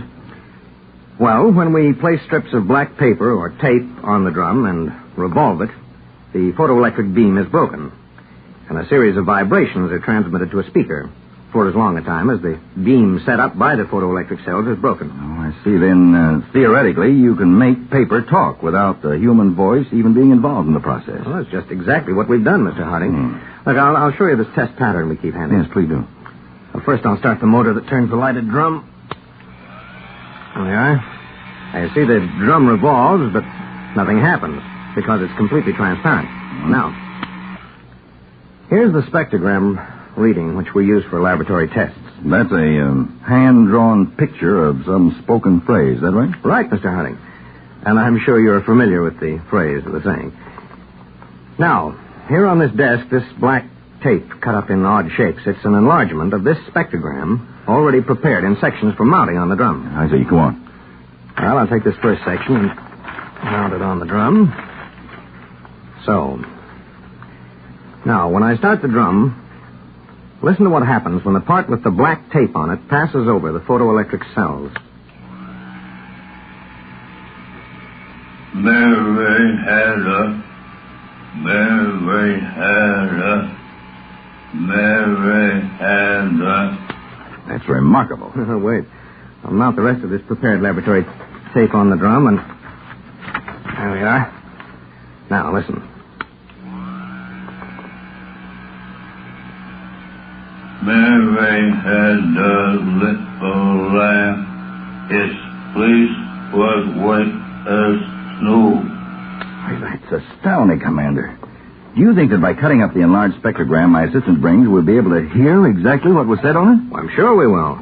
Of course, the voices won't be recognized. Well, that's not too important if we can only get them... Here you are, Mr. Harding. The enlarged spectrogram. Good. We had to enlarge it in sections. The roll of paper was so long. What about this, Commander Taggart? Think you can work from this? Oh, my assistant, Mr. Peters. Oh. Yes, I think so. It'll take time, though. See, I'll have to cut it up, and we can only get about 50 or 60 words on the drum at one time. Well, let's start at the beginning and get going. I want to know what those black lines say just as soon as possible.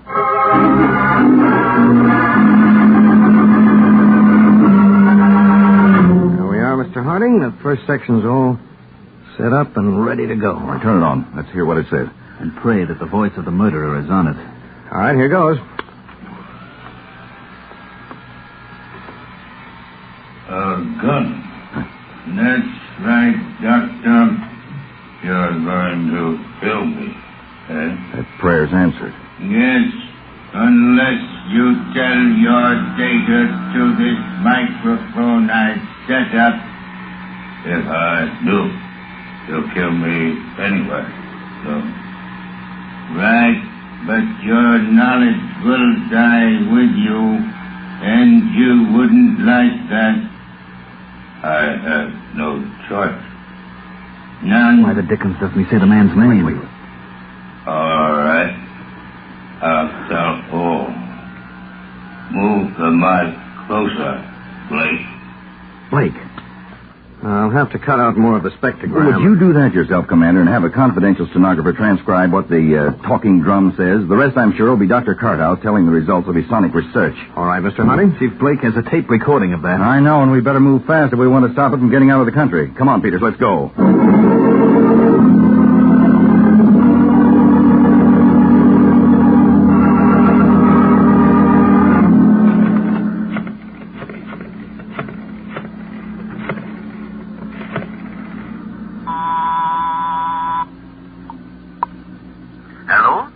Sergei, this is Blake.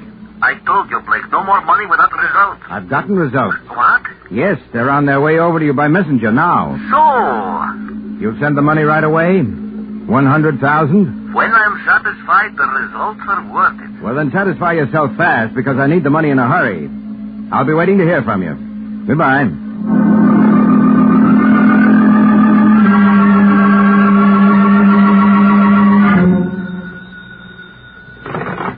Hello? Congratulations, Blake. Sergei, I was just going to call you. It took me some time to get a tape recorder to play the tape which you sent me. Well, do I get the money? It's on its way over to you by messenger now. Half the sum. Half? You will get the rest when the scientist of my client have confirmed the value of what you sent. Now, look, Sergei. After all, I am not technically qualified to judge what I heard on that tape. So be satisfied with half for the present. Our understanding was... Hold on, Sergei. There's someone at the door. Most likely the messenger with your money. I'll take it and be happy. I'll be in touch with you in the future. Goodbye. Now, Sergei! Just a minute.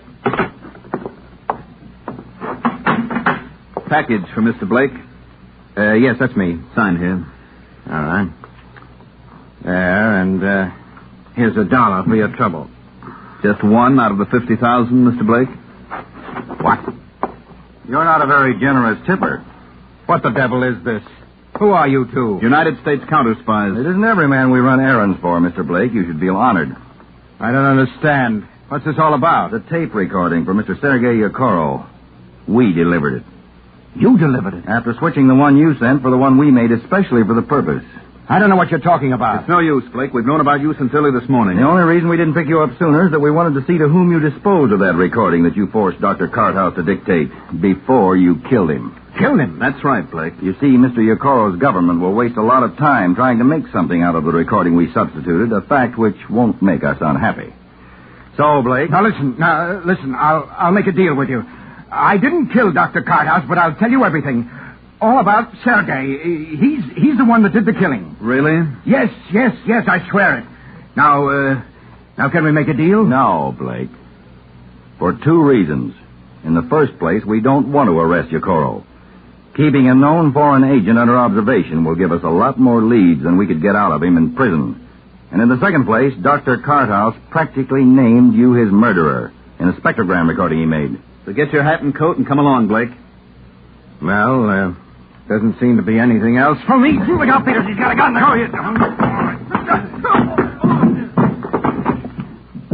That was close, Chief. Yes. Better call the ambulance, Peters. They can take care of Blake's last errand and see that he's delivered to his final resting place. Prison.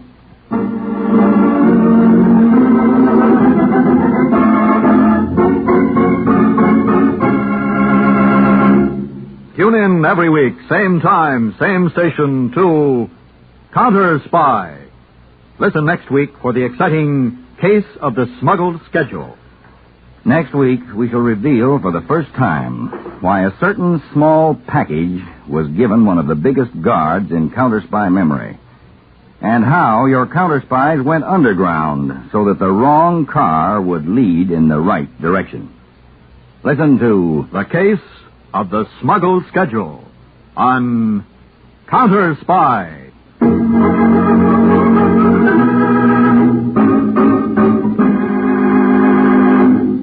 Tonight's Counterspy program originated in New York, was directed by Marks B. Loeb, dramatized by Palma Thompson, and featured Don McLaughlin and Mandel Kramer. Lionel Rico speaking.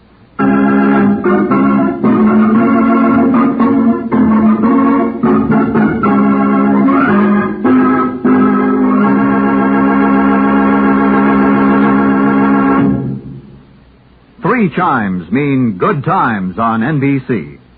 Tonight, The Big Show, radio's greatest spectacle, presents another broadcast in its NBC Sunday night series. Your hour and a half of comedy, music, and drama tonight includes Tallulah Bankhead, Fred Allen, Danny Thomas, Douglas Fairbanks Jr., Mindy Carson, and many, many more. Theater Guild on the air tonight brings you the radio premiere of the hit musical Carousel, starring Patrice Munsell and Cornel Wilde. Hear Margaret Truman and Doug Fairbanks Jr. on The Big Show today on NBC.